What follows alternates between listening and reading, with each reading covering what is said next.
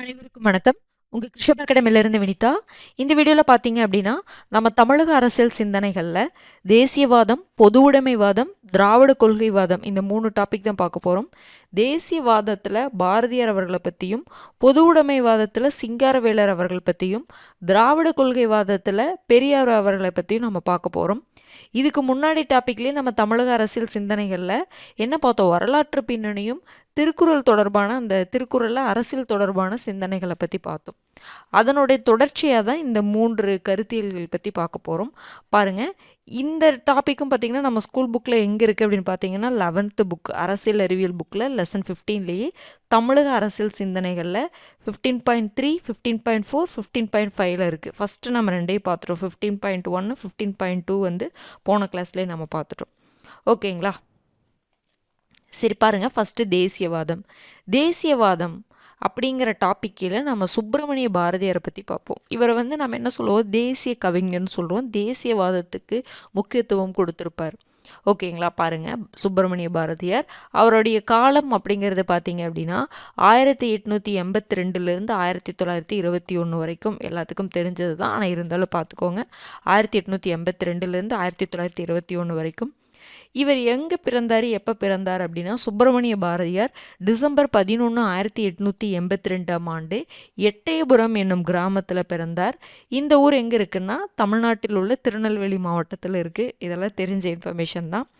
இவருடைய குழந்தை பருவ பெயர் அப்படின்னு பார்த்தீங்கன்னா சுப்பையா தான் இவருடைய பெயர். அதற்கு பிறகு தான் பெயர் மாற்றம் அடைஞ்சிருக்கு. அது எப்படின்னு கொடுத்துருப்பாங்க, பின்னாடி பார்ப்போம். இவருடைய குழந்தை பருவ பெயர் என்னதுங்க? சுப்பையா. இவருடைய தந்தையார் வந்து சின்னசாமி, தாயார் வந்து லட்சுமி அம்மாள் ஆவார். இது தெரியும் எல்லாத்துக்குமே. பாரதியார் பார்த்தீங்க அப்படின்னா 7 வயதிலேயே கவிதைகளை, தமிழ் கவிதைகளை எழுத ஆரம்பிச்சிருக்கிறாரு. தன்னுடைய 11ஆம் வயதில் அவருடைய படைப்புகள் மற்றும் திறமைகள் கற்றறிந்த அறிஞர்களால் புகழப்பட்டது. 7 வயதில் எழுத ஆரம்பிக்கிறாரு. 11 வயதில் பார்த்தீங்கன்னா அவருடைய படைப்புகள், திறமைகள் எல்லாத்துக்குமே தெரியப்பட்டு புகழப்படுது. ஓகேங்களா? தெரிவிக்கப்பட்டு புகழப்படுது.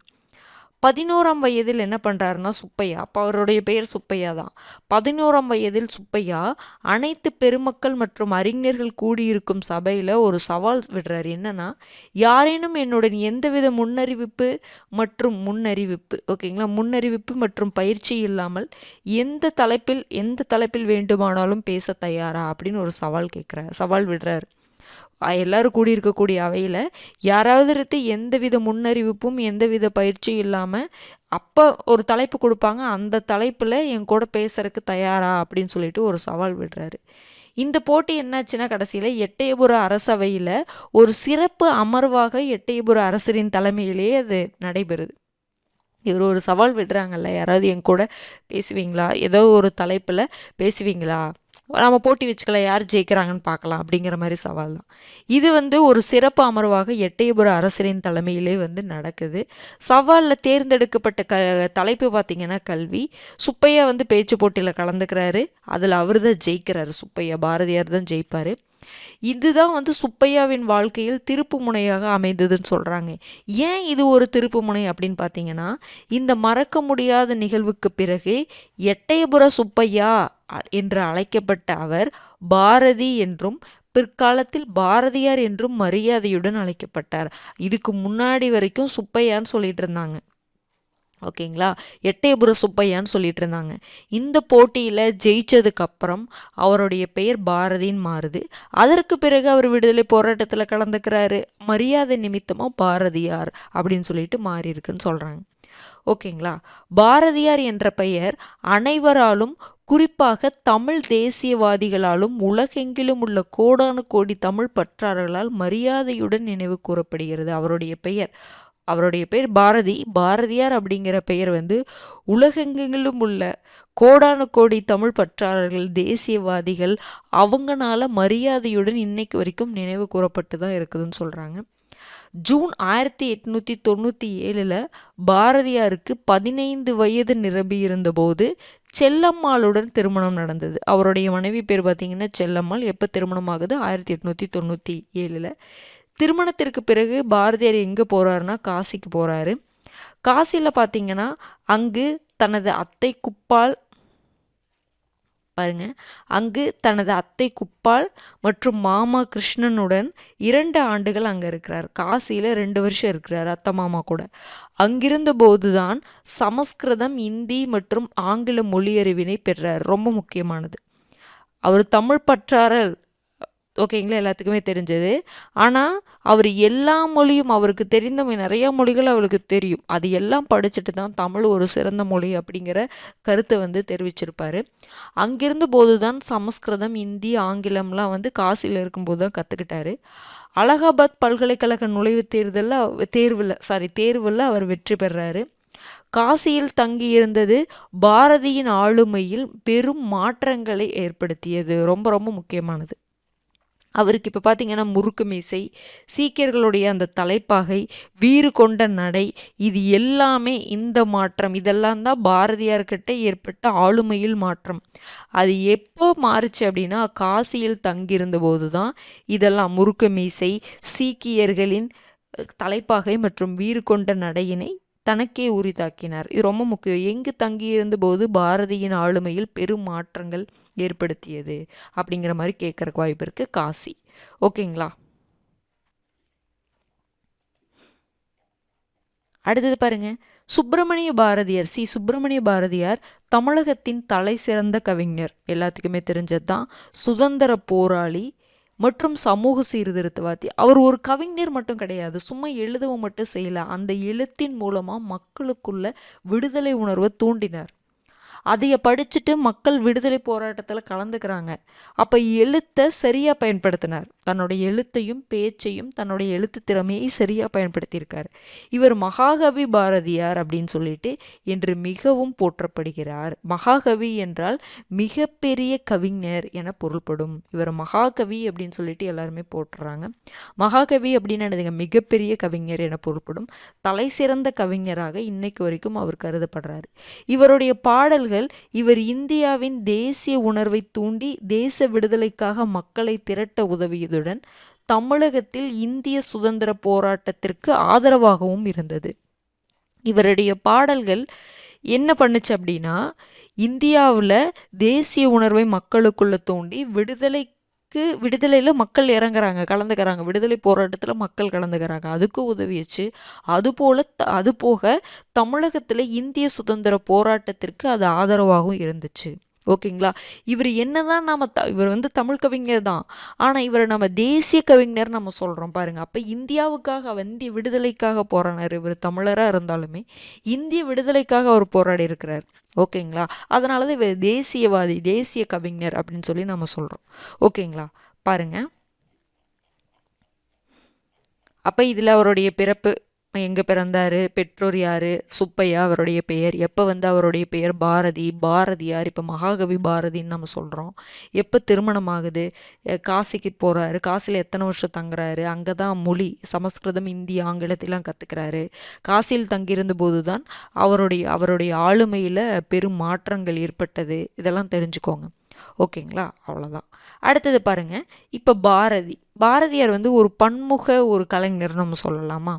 அவர் கவிஞராக இருந்திருக்காரு, பத்திரிகையாளராக இருந்திருக்கிறாரு, ஒரு பாடலாசிரியராக இருந்திருக்கிறாரு, விடுதலை போராட்ட வீரராக இருந்திருக்காரு. அப்போ இத்தனையும் ஒருத்தர் அவராக இருந்திருக்காரு. அப்போ அவர் ஒரு பார்வையில் ஒரு பத்திரிகையாளராக அவர் என்னென்னலாம் பண்ணார், ஒரு கவிஞராக என்னென்னலாம் பண்ணார், ஒரு தேசியவாதியாக என்னென்னலாம் பண்ணார் அப்படிங்கிறத நம்ம இப்போ பார்க்க போகிறோம். பாருங்க, பாரதி ஒரு பாடலாசிரியர் மற்றும் ஒரு தேசியவாதி, இந்த ரெண்டாக என்னென்னலாம் பண்ணியிருக்கார். தமிழ் இலக்கியங்களின் ஒரு புதிய சகாப்தமே சுப்பிரமணிய பாரதியாரிடம் தொடங்கியுள்ளது எனலாம். ஏன்னா இவருடைய கவிதை எல்லாரும் போற்றுவதற்கு காரணம் என்னன்னா, எளிமையாக இருந்துச்சு, மக்களை சேர்வது. இப்போது ஒரு எழுத்தாகட்டும் பேச்சாகட்டும் அது ரொம்ப கடினமாக இருந்துச்சுன்னு வச்சுக்கோங்களேன், மக்களுக்கு புரியாது. நம்ம பேசுகிறோம், எழுதுகிறோம், அது எல்லாமே என்னது, மக்களுக்கு போய் சேரணும் தான், மக்களுக்கு விழிப்புணர்வை ஏற்படுத்தணும் தான். ஆனால் அது புரியலைன்னா எப்படி மக்கள் புரிஞ்சுக்குவாங்க?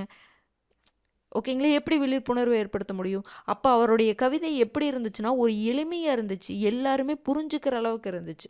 அப்போ மக்கள் அதை புரிஞ்சுக்கிட்டாங்க. மக்கள் அதை புரிஞ்சுக்கிட்டாங்க. அதன்படி என்ன பண்ணுறாங்க அப்படின்னா, விடுதலை போராட்டத்தில் கலந்துக்கிறாங்க. ஓகேங்களா?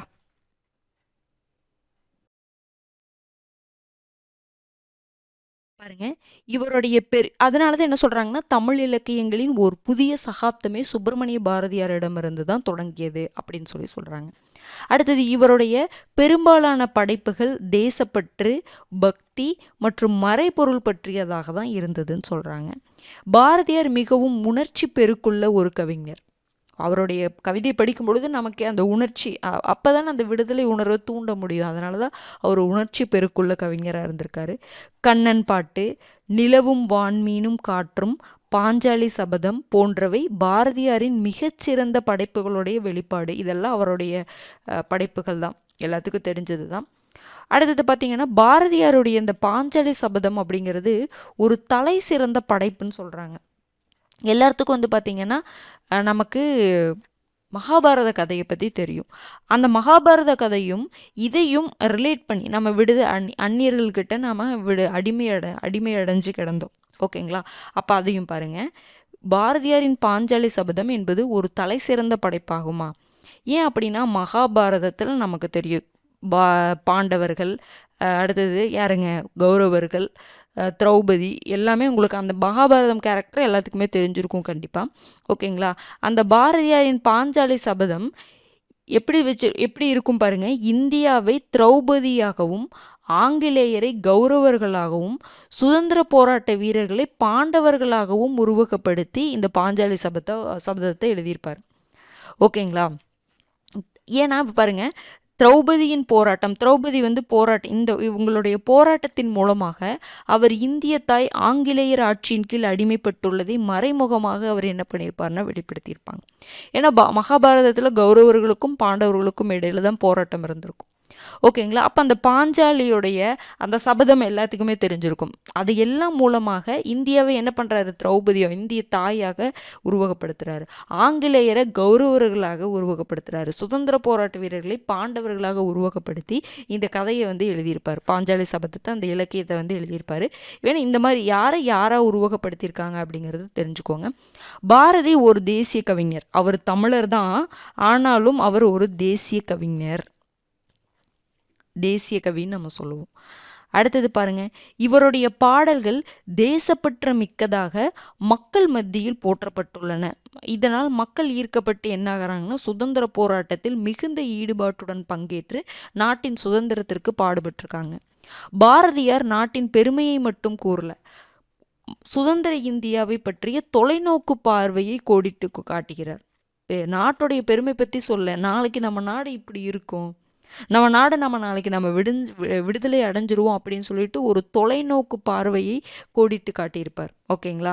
1908 சுதேச கீதங்கள் எனப்படும் உணர்ச்சிமிக்க பாடல் தொகுப்பினை வெளியிடுறார். எந்த வருடம்? 1908 சுதேச கீதங்கள் அப்படிங்கிற பாடல் தொகுப்பினை வெளியிடுறாரு. அப்போ அவர் ஒரு தேசியவாதியா, ஒரு பாடலாசிரியர், அவர் என்ன பண்ணியிருக்காரு, அவருடைய பாடல் எல்லாமே தேசப்பற்று மிக்கதாக இருந்திருக்கு. கண்ணன் பாட்டு, நிலவும் வான்மீனும் காற்றும், பாஞ்சாலி சபதம், இது எல்லாம் இவருடைய படைப்புகள் தான். பாஞ்சாலி சபதத்தில் யாரவா உருவகப்படுத்தியிருக்காங்க அப்படிங்கிறத பார்த்துக்கோங்க. இவர் ஒரு தேசிய கவிஞர், இவர் ஒரு பாடலாசிரியர் தான், ஆனால் தேசப்பற்று மிக்க ஒரு பாடலாசிரியர். அதனால் அவர் தேசிய கவிஞர் அப்படின்னு சொல்லலாம். அதே மாதிரி பார்த்தீங்கன்னா இந்தியாவை பற்றி தொலைநோக்கு பார்வையை மக்களுக்கு சொல்லியிருக்காரு. 1908 சுதேச கீதங்கள் எனப்படும் உணர்ச்சிமிக்க பாடல் தொகுப்பினை வெளியிட்டார். ஒரு இதழாசிரியராக பாரதியார், இவர் பார்த்தீங்கன்னா ஒரு இதழ்களில் நிறைய கட்டுரை அதில் எழுதியிருக்காரு. அது போக இதழை இவரும் நடத்தியிருக்கார். ஓகேங்களா?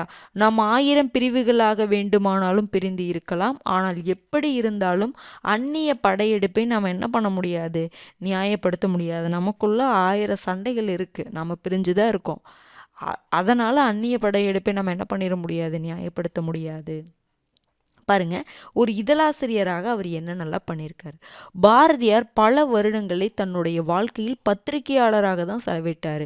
ஏன்னா இப்போ தன்னுடைய கருத்தெல்லாம் வெளியிடணும், மக்கள்கிட்ட எழுதுறது எதில் எழுத முடியும், பத்திரிகையில் எழுதலாம், புத்தகங்கள் எழுதலாம். அப்படி எழுதி தான் மக்களுக்கு தன்னுடைய கருத்துக்களை சொல்லியிருக்காரு. பாருங்க, பாரதி இளம் வயதில் தன்னுடைய வாழ்க்கையை ஒரு பத்திரிகையாளர் மற்றும் துணை ஆசிரியராக சுதேசமித்திரன் என்ற பத்திரிகையில் 1904 தொடங்கினார். அப்போ பாரதியார் ஒரு பத்திரிகையாளராக பத்திரிகையாளராக எந்த பத்திரிகையில் தொடங்கியிருக்கார் அப்படின்னா சுதேசமித்ரன் அந்த பத்திரிகையில் சுதேசமித்ரன் அப்படிங்கிற பத்திரிகையில் துணை ஆசிரியராக என்ன பண்ணியிருக்காருன்னா 1904 ஒரு பத்திரிகையாளராக தன்னுடைய அந்த இதழாளர் அப்படிங்கிற அந்த ஒரு திறமையை தொடங்க ஸ்டார்ட் பண்ணியிருக்கிறார்.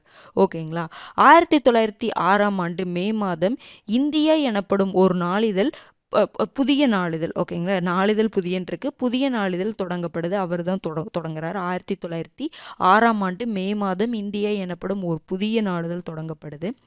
இந்த இந்தியா நாளிதழ் பார்த்தீங்க அப்படின்னா, இந்த இந்தியா நாளிதழுடைய குறிக்கோள் என்ன அப்படின்னா, பிரெஞ்சு புரட்சியுடைய 3 முழக்கங்கள் எல்லாத்துக்குமே தெரிஞ்சிருக்கும். சுதந்திரம், சமத்துவம், சகோதரத்துவம். நம்ம பிரியாம்பிள் இருக்கக்கூடிய வேர்டு சுதந்திரம், சமத்துவம் மற்றும் சகோதரத்துவம். இது தன்னுடைய குறிக்கோளா அறிவிச்சிச்சு. அப்ப இந்தியா அப்படிங்கிற அந்த நாளிதழுடைய குறிக்கோள் என்ன அப்படின்னா சுதந்திரம், சமத்துவம், சகோதரத்துவம். எப்ப தொடங்கப்பட்டது? 1906 தொடங்கப்பட்டது. அடுத்தது பாருங்க, இது பார்த்தீங்கன்னா இந்த இந்தியா நாளிதழ் அப்படிங்கிறது இது தமிழ் பத்திரிகை துறையில் ஒரு புதிய பாதையை இது ஏற்படுத்தியிருக்கு. இது ஒரு புரட்சிகரமான புதிய முயற்சியாக தோன்றியிருக்கு. தனது புரட்சிகரமான முனைப்புகளை வெளியிடுவதற்கு பாரதியார் அவர்கள் வார இதழை சிகப்பு தாளில், இந்திய வார இதழ் பார்த்தீங்க அப்படின்னா சிகப்பு தாளில் அச்சிட்டு பிரசுரிக்கிறார். அதாவது புரட்சி அப்படிங்கிறத சொல்லணும், வெளிப்படுத்தணும் அப்படிங்கிறதுக்காக அந்த வார இதழை சிகப்பு தாளில் என்ன பண்ணுறாருன்னா அச்சிட்டு பிரசுரிப்பார். ஓகேங்களா. அதே மாதிரி பார்த்தீங்கன்னா அரசியல் கேலி சித்திரத்துடன் வெளியிடப்பட்ட தமிழ்நாட்டின் முதல் நாளேடு இந்தியா தான். அதாவது பார்த்தீங்கன்னா இப்போ நீங்கள் நிறைய நியூஸ் பேப்பர்லாம் பார்க்கலாம், அரசியல் தொடர்பான சித்திரங்கள், கேலி சித்திரங்கள்லாம் நிறைய இருக்கும். ஓகேங்களா. இப்போ ரீசெண்டாக பார்த்தீங்கன்னா ட்ரம்ப்பை பற்றி அதிகமாக கேலி சித்திரங்கள் வருது. அமெரிக்க அதிபர் ட்ரம்ப்பு, அப்புறம் எல்லாமே பொதுவாக அரசியல் தலைமை எல்லாமே அந்த கேலி சித்திரங்கள் அதிகமாக வரும். அப்போ அந்த அரசியல், ஏன்னா அது ஈஸியாக புரியும், மக்கள் பார்த்தாங்கன்னா அது ஈஸியாக அவங்களால புரிஞ்சுக்க முடியும். அப்போ அந்த அரசியல் கேலி சித்திரத்துடன் வெளியிடப்பட்ட தமிழ்நாட்டின் முதல் நாளேடு எதுன்னு பார்த்தீங்கன்னா இந்தியா தான். அப்போ இந்தியா 1906 தொடங்கப்படுது. புரட்சிகரமான கருத்துக்களை வெளியிடுவதற்கு அந்த வார இதழை சிகப்பு தாளில் அவர் வெளியிட்டிருக்கிறாரு. அரசியல் கேலி சித்திரத்துடன் வெளியிடப்பட்ட தமிழ்நாட்டின் முதல் நாளேடு இந்தியா. ஓகேங்களா. அப்புறம் பார்த்தீங்க அப்படின்னா இவர் மேலும் விஜயா அப்படிங்கிற இது தமிழ் தினசரி, விஜயா என்ற தமிழ் தினசரியின் பதிப்பாசிரியராகவும் இருந்து வெளியிட்டிருக்கிறார். விஜயா அப்படிங்கிற தமிழ் தினசரியின் பதிப்பாசிரியராக இவர் இருந்திருக்கிறார். பாலபாரதா என்ற ஆங்கில மாத இதழையும் பாண்டிச்சேரியில் சூரியோதயம் எனும் உள்நாட்டு வார இதழையும் வெளியிட்டிருக்கிறாரு. அப்போ பாலபாரதா அப்படிங்கிற ஆங்கில மாத இதழை வெளியிட்டிருக்கிறாரு. பாண்டிச்சேரியில் சூரியோதயம் அப்படிங்கிற உள்நாட்டு அதுவும் ஒரு வார இதழை வெளியிட்டிருக்கிறாரு பாண்டிச்சேரியில். அடுத்து பார்த்திங்கன்னா சுயராஜ்ய தினம் கொண்டாடுவதற்காக 1908 சென்னையில் மிகப்பெரிய பொதுக்கூட்டத்திற்கு அவர் ஏற்பாடு செய்கிறார். எப்போ? சுயராஜ்ய தினம் கொண்டாடுவதற்காக 1908 அங்கே வந்தே மாதரம், எந்தையும் தாயும், ஜெயபாரத் போன்ற பாரதியாரின் கவிதைகள் அச்சிட்டு இலவசமாக அந்த கூட்டத்தில் விநியோகிக்கப்பட்டதுன்னு சொல்கிறாங்க. இந்தியா என்கிற இதழின் பதிப்பாசிரியராக இருந்து செயல்பட்டதனால் பாரதியாருக்கு கைது ஆணை பிறப்பிக்கப்பட்டது.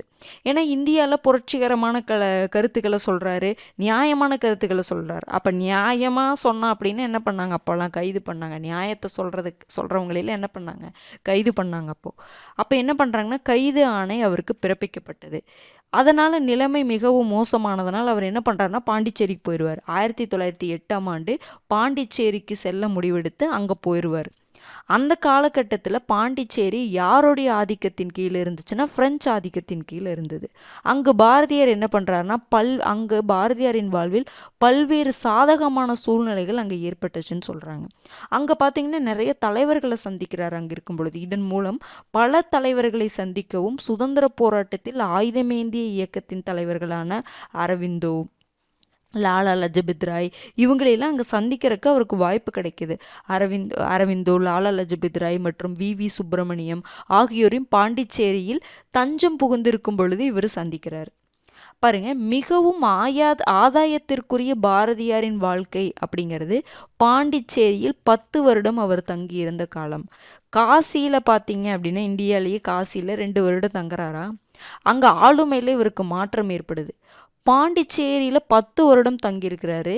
அந்த காலம்தான் பாரதியாருக்கு ஆதாயத்திற்குரிய பாரதியாரின் வாழ்க்கை அப்படின்னு சொல்கிறாங்க. ஏன்னா அங்கே நிறைய தலைவர்களை சந்திக்கிறார். இவர் தமிழ் இளைஞர்களை ஒன்று திரட்டி தேசிய பாதைக்கு அவங்களெல்லாம் இட்டு செல்றாரு. பாரதியாரின் படைப்புகள் ஆங்கிலேய அரசுக்கு மிகவும் எரிச்சல் ஊட்டியது. ஏன்னா அவருக்கு எதிராக சொல்கிறாங்க, ஆங்கிலேயர்களுக்கு எதிராக பாரதியார் பேசுகிறாரு, அதனால் எரிச்சல் ஊட்டியது. அதுவும் இல்லாமல் உண்மையை பேசுகிறாரு. இவரின் எழுத்துக்கள் மூலம் தாய் நாட்டு பற்றி தமிழ் இளைஞர்களிடம் என்ன பண்ணுறாரு, விதைக்கிறாரு. பாரதியார் 1919ஆம் ஆண்டு சென்னையில் ராஜாஜி வீட்டில் மகாத்மா காந்தியை சந்திப்பார். எப்போ பாரதியார் மகாத்மா காந்தியை சந்தித்தார் அப்படின்னா 1919 சென்னையில் சந்திப்பார். இப்போ கூட அந்த நீங்கள் ஸ்கூல் தமிழ் புக்கில் படிச்சிருப்பீங்க, மகாத்மா காந்திட்டு போய் நாளைக்கு ஒரு கூட்டம் நடக்கும், நீங்கள் கலந்துக்குங்க அப்படின்னு சொல்லும் பொழுது, மகாத்மா காந்தி நாளைக்கு எனக்கு வேறு இருக்குன்னு சொல்லும் பொழுது, நீங்கள் வேணால் இன்னொரு நாள் தள்ளி வைங்க அப்படின்னு சொல்லும் பொழுது, இல்லை அந்த கூட்டத்தை அவர் தள்ளி வைக்க மாட்டார். மகாத்மா காந்தி அதாவது மகாத்மா காந்தி கிட்ட கேட்பாருங்க, நாளைக்கு இந்த கூட்டம் நடக்கும், நீங்கள் கலந்துக்குங்கன்னு சொல்லும் பொழுது மகாத்மா காந்தி கலந்துக்கலன்னு சொல்லுவார்.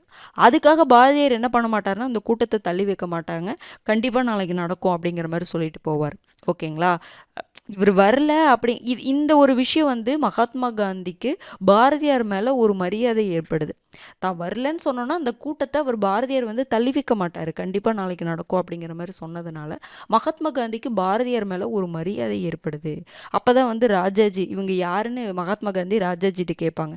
இவங்க யாருன்னு கேட்கும் பொழுது இவர் தமிழ்நாட்டுடைய கவிஞர் அப்படின்னு சொல்லும் பொழுது, இல்லை இவர் தேசிய கவிஞர், இவங்களை நம்ம பத்திரமா பார்த்துக்கணும் அப்படிங்கிற மாதிரி கூட மகாத்மா காந்தி சொல்லியிருப்பாரு. ஓகேங்களா?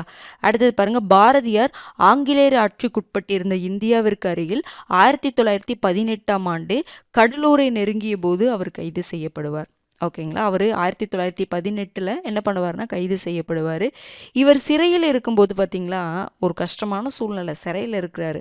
அப்போ கூட தன்னுடைய நேரத்தை எதில் செலவிட்டிருக்கிறாருன்னு பாருங்க.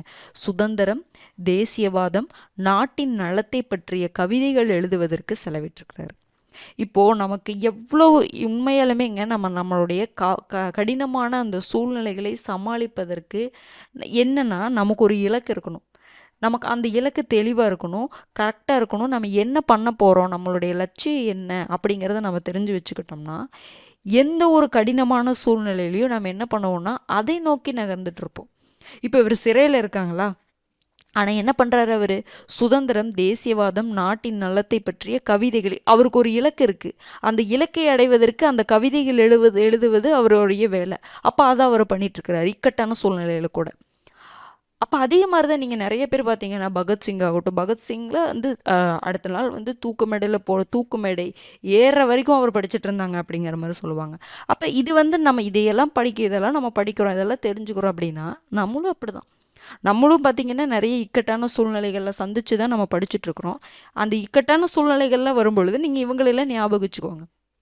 அப்போ நம்மக்கிட்ட ஒரு இலக்கு இருந்துச்சு, இந்த எக்ஸாமில் செலக்ட் ஆகணும், இந்த எக்ஸாமில் நம்ம பாஸ் ஆகணும், அதுக்கப்புறம் நம்ம ஃபேமிலியை பார்த்துக்கணும், இல்லை நாட்டுக்கு சர்வீஸ் பண்ணணும், நம்ம அங்கே இருக்கக்கூடிய சாதாரண மக்களுக்கு நம்ம சர்வீஸ் பண்ணணும் அப்படிங்கிற ஒரு இலக்கு இருந்துச்சு அப்படின்னா, அந்த இலக்கு இருக்கணும்.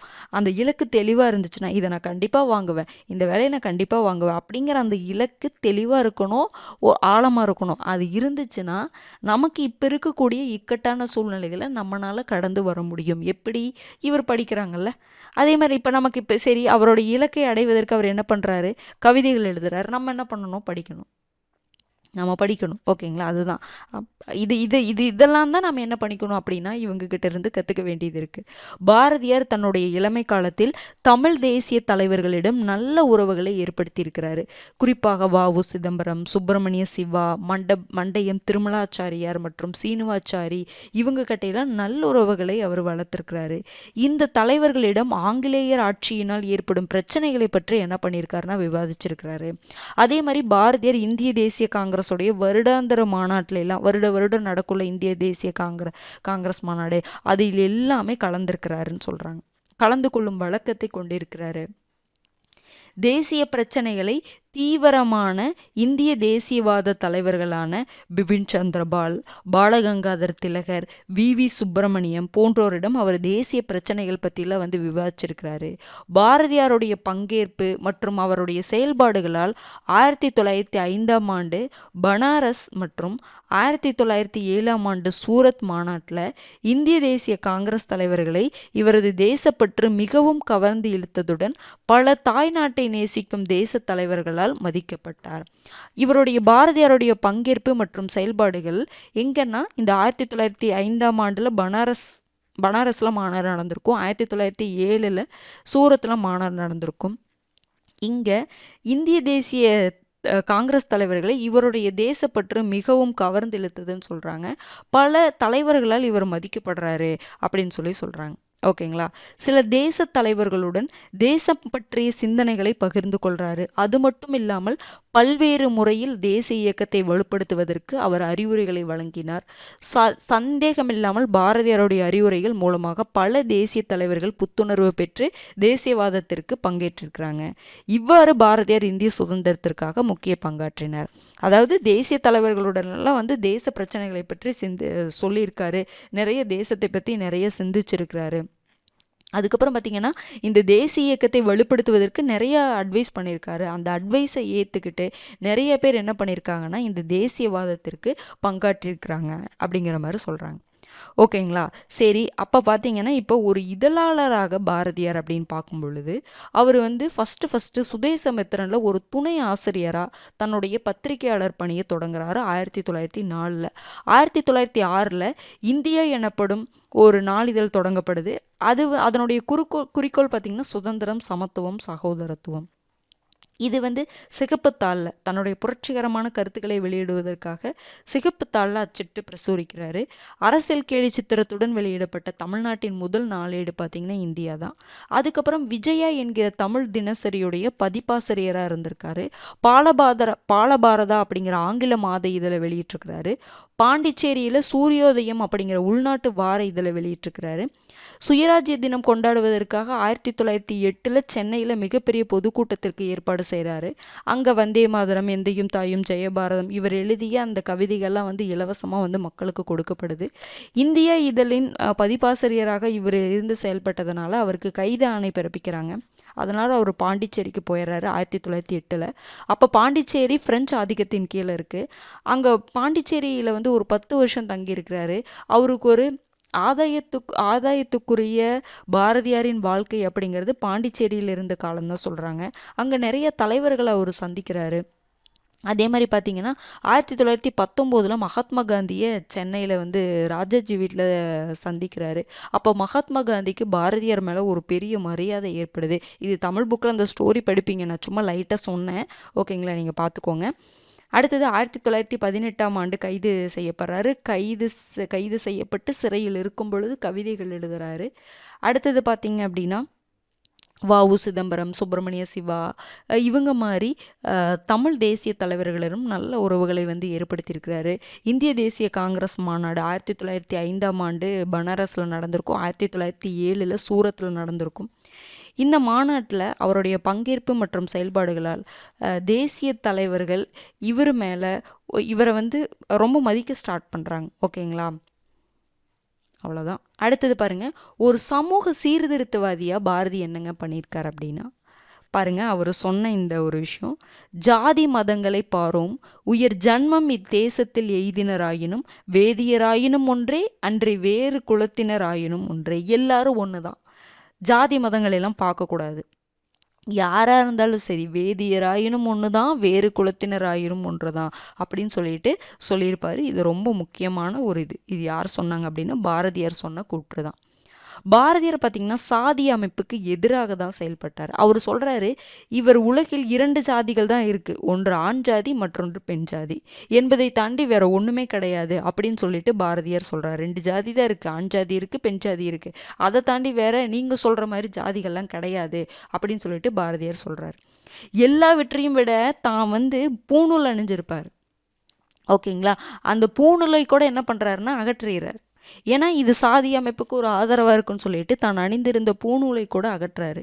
மேலும் அட்டவணைப்படுத்தப்பட்ட சாதியினரையும் பூணூல் அணி செய்கிறாரு. பார்த்துக்கோங்க, எல்லாருமே அணிஞ்சா எல்லாருமே பூணூல் அணியலான்னு சொல்லிட்டு அட்டவணை சாதியினரையும் என்ன பண்ணுறாரு, பூணூல் அணி செய்து வேதம் படிங்க, நீங்களும் வேதம் படிங்க, பிராமணர்கள் மாதிரி நீங்களும் வேதம் படிங்கன்னு சொல்கிறாரு.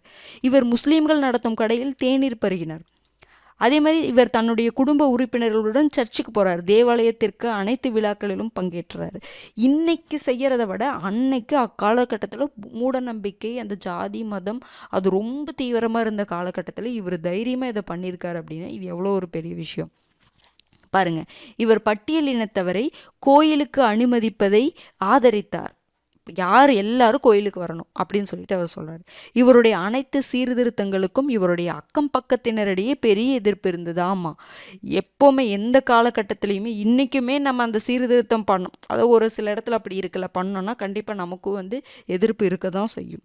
அப்போ இவருக்கும் அன்னைக்கு அக்கம் பக்கத்தினரிடையே பெரிய எதிர்ப்பு இருந்துச்சு. ஆனால் அதையும் மீறி தான் அவர் செஞ்சிருக்கிறாரு. பாரதியார் மிகவும் திறமையானவர். இந்தியர் அனைவரும் பாரத தாயின் குழந்தைகள் என ஒன்றுபட்டு செயல்பட்டால் அன்றி இந்திய விடுதலை சாத்தியமாகாது. எல்லாரும் சேர்ந்து பண்ணணும். நமக்குள்ளேயே நம்ம அடிச்சுக்கிட்டு இருந்த இந்திய விடுதலை எப்படி பெறுவோம்?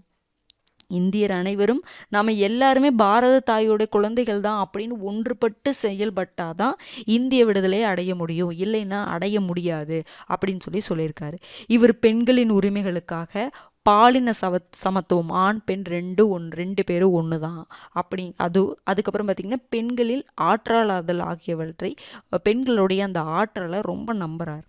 ஓகேங்களா? இவர் என்ன சொல்கிறாரு, பாரதியார் என்ன சொல்கிறாரு பாருங்க. ஆணும் பெண்ணும் சமமாக கருதப்பட்டால் மட்டுமே இவ்வுலகம் அறிவு மற்றும் புத்தி கூர்மையில் சிறப்புறும். ஆணும் பெண்ணும் சமமாக கருதப்பட்டால் மட்டும்தான் இந்த உலகம் அறிவு மற்றும் புத்தி கூர்மையில் சிறப்புறும் அப்படின்னு சொன்னது யார் அப்படின்னு பார்த்தீங்கன்னா பாரதியார் சொல்லியிருக்காரு. இவர் குழந்தை திருமணம், வரதட்சணை முறையில எதிர்க்கிறாரு. மூட நம்பிக்கை, அந்த பழக்க வழக்கம், அந்த சாங்கி, அது எல்லாத்தையுமே எதிர்க்கிறாரு. விதவை திருமணத்தை அவர் சப்போர்ட் பண்ணுறாரு. அவர் விவேகானந்தரின் சீடரான சகோதரி யார் அப்படின்னா நிவேதிதாவுடனான பாரதியாரின் சந்திப்பு பெண்களுக்கான உரிமைகளை பற்றி சிந்தனையை பாரதியாரிடம் ஏற்படுத்தின. விவேகானந்தரின் சீடர் யாருன்னா நிவேதிதா. அவங்கள சந்திச்சதுக்கு அப்புறம் பெண்களுக்கான உரிமைகளை பற்றி பாரதியார் அதிகமாக சிந்திக்க ஆரம்பிக்கிறார். ஓகேங்களா? அவங்க அந்த சிந்தனையில பெரிய தாக்கத்தை ஏற்படுத்துறாங்க. இப்போ என்ன ஆகுது, இது சாதிய பிரச்சனையிலிருந்து சுதந்திரம் மற்றும் ஆன்மீகம் வரையிலான இவருக்கு சிந்தனை ஏற்படுத்தியது. அப்போ முன்னாடி சாதிக்கு எதிராக போராடிட்டு இருந்தாரு.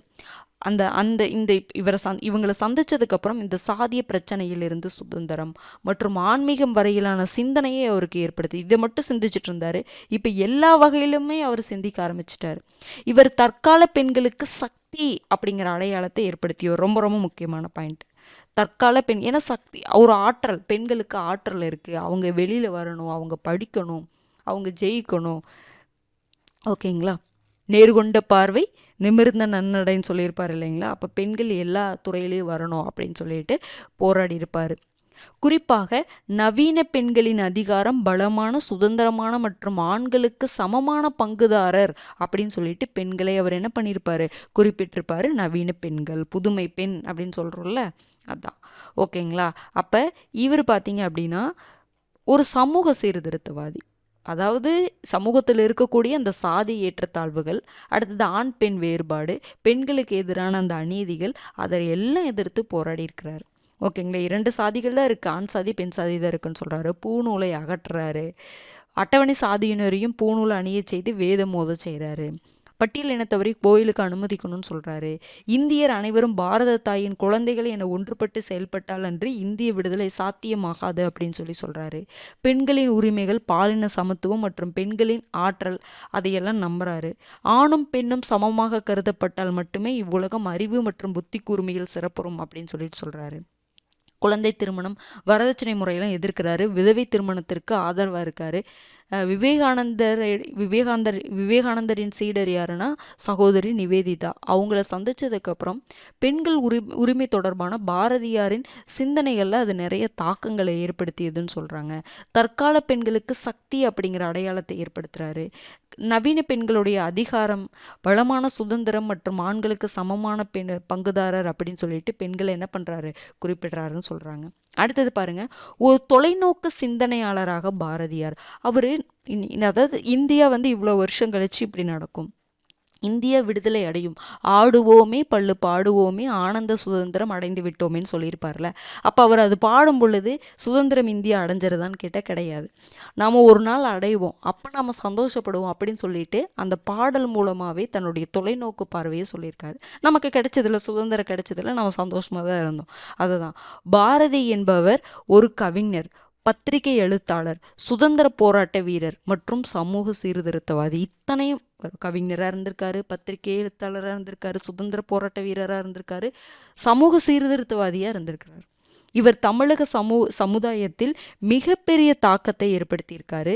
இவர் சொன்னதை செய்து காட்டியவர் என்பது இவருடைய உயர்வை காட்டுகிறது. இவருடைய தொலைநோக்கான முன்கணிப்பு போல அடுத்த 25 ஆண்டுகளில் இந்தியா என்னச்சுங்க, சுதந்திரம் பெற்றது. அவர் சொல்லியிருப்பார், இவ்வளோ குறிப்பிட்ட ஆண்டுகளுக்கு அப்புறம் இந்தியா சுதந்திரம் அடைஞ்சிரும். ஓகேங்களா? அப்போ அதை சொல்லியிருப்பாரு. அடுத்த 25 வருஷத்தில் இந்தியா சுதந்திரம் அடைஞ்சிச்சு. ஒரு மகத்தான இந்தியா பற்றிய இவரின் தொலைநோக்கு சிந்தனைகள் சுதந்திர இந்தியாவில் செயல்படுத்தப்பட்டு கொண்டிருக்கின்றன. இப்போ பாரதியார் தனக்காக வாழாமல் யாருக்காக வாழ்ந்திருக்கார், மக்களுக்காகவும் தேசத்திற்காகவும் வாழ்ந்திருக்காரு.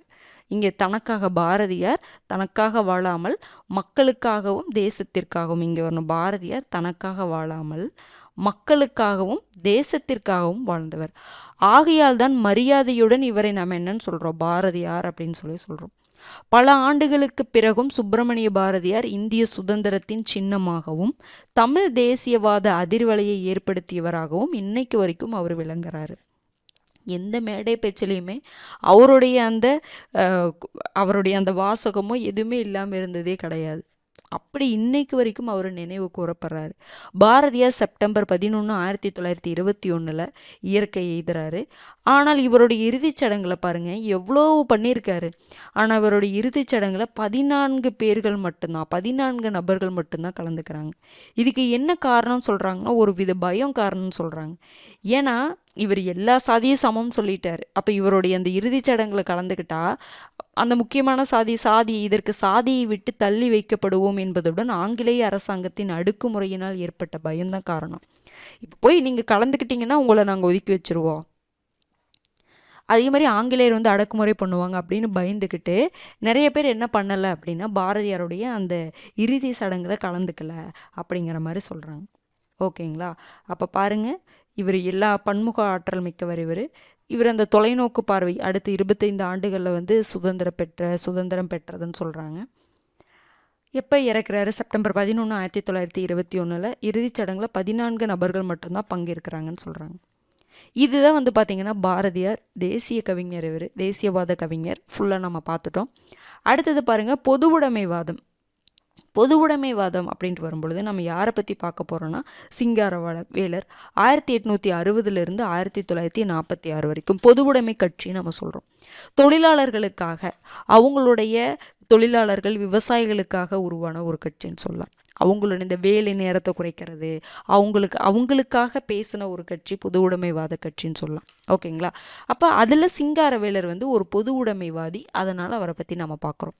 20ஆம் நூற்றாண்டின் தொடக்கத்தில் எழுச்சி பெற்ற சுதேசி மற்றும் தன்னாட்சி இயக்கங்களால் நாடு முழுவதும் விடுதலை உணர்வு பரவியது. சமூக ரீதியிலும் இந்து மதத்திற்குள் சில சீர்திருத்தங்கள் கொண்டு வரப்பட்டன. அரசியல் ரீதியாக இந்திய தன்மை அல்லது தேசிய உணர்வு உருவாவதில் இந்த இயக்கங்கள் முக்கிய பங்கு வகிச்சன. சுதந்திரம் பெறணும், அந்த 20ஆம் நூற்றாண்டு தொடக்கத்தில் சுதேசி இயக்கம், தன்னாட்சி இயக்கங்கள் இதெல்லாம் விடுதலை உணர்வை தூண்டுது. சில சீர்திருத்தங்கள், மதத்துக்குள்ளேயே நிறைய சீர்திருத்தங்கள் கொண்டு வராங்க. தேசிய உணர்வு எல்லா மனசுலையும் பதியுது. ஓகேங்களா? ஆனால் இந்த இயக்கங்கள்லாம் மதவாத தன்மையை கொண்டிருந்தன. அந்த மாதிரி அதே போல் இந்த இயக்கங்களில் பங்கேற்றவர்கள் பார்த்திங்கன்னா பெரும்பாலும் படித்த மேல்தட்டு வர்க்கத்தினராக தான் இருந்திருக்கிறாங்க. அவர்கள் கோரும் விடுதலை என்னவா தான் இருந்துச்சுன்னா அரசியல் விடுதலையாக மட்டும்தான் இருந்துச்சு. ஓகேங்களா? ஆனால் அடித்தட்டு மக்களை பற்றி அவங்க யோசிக்கலை. விவசாயிகளை பற்றி, தொழிலாளர்களுடைய பொருளாதார நலனை பற்றி யாருமே யோசிக்கலை அப்படின்னு சொல்லி சொல்கிறாங்க. ஓகேங்களா? பாருங்கள், அப்படி ஒரு காலகட்டத்தில் தான் நமக்கு பொதுவுடைமை கட்சி வந்து உருவாயிருக்கும். பாருங்கள், இவங்க கோரி எல்லா சீர்திருத்தங்கள்லாம் வந்துச்சு. ஆனால் இவங்க கோரின விடுதலை அப்படிங்கிறத பார்த்திங்கன்னா அரசியல் விடுதலையாக மட்டும்தான் இருந்துச்சு.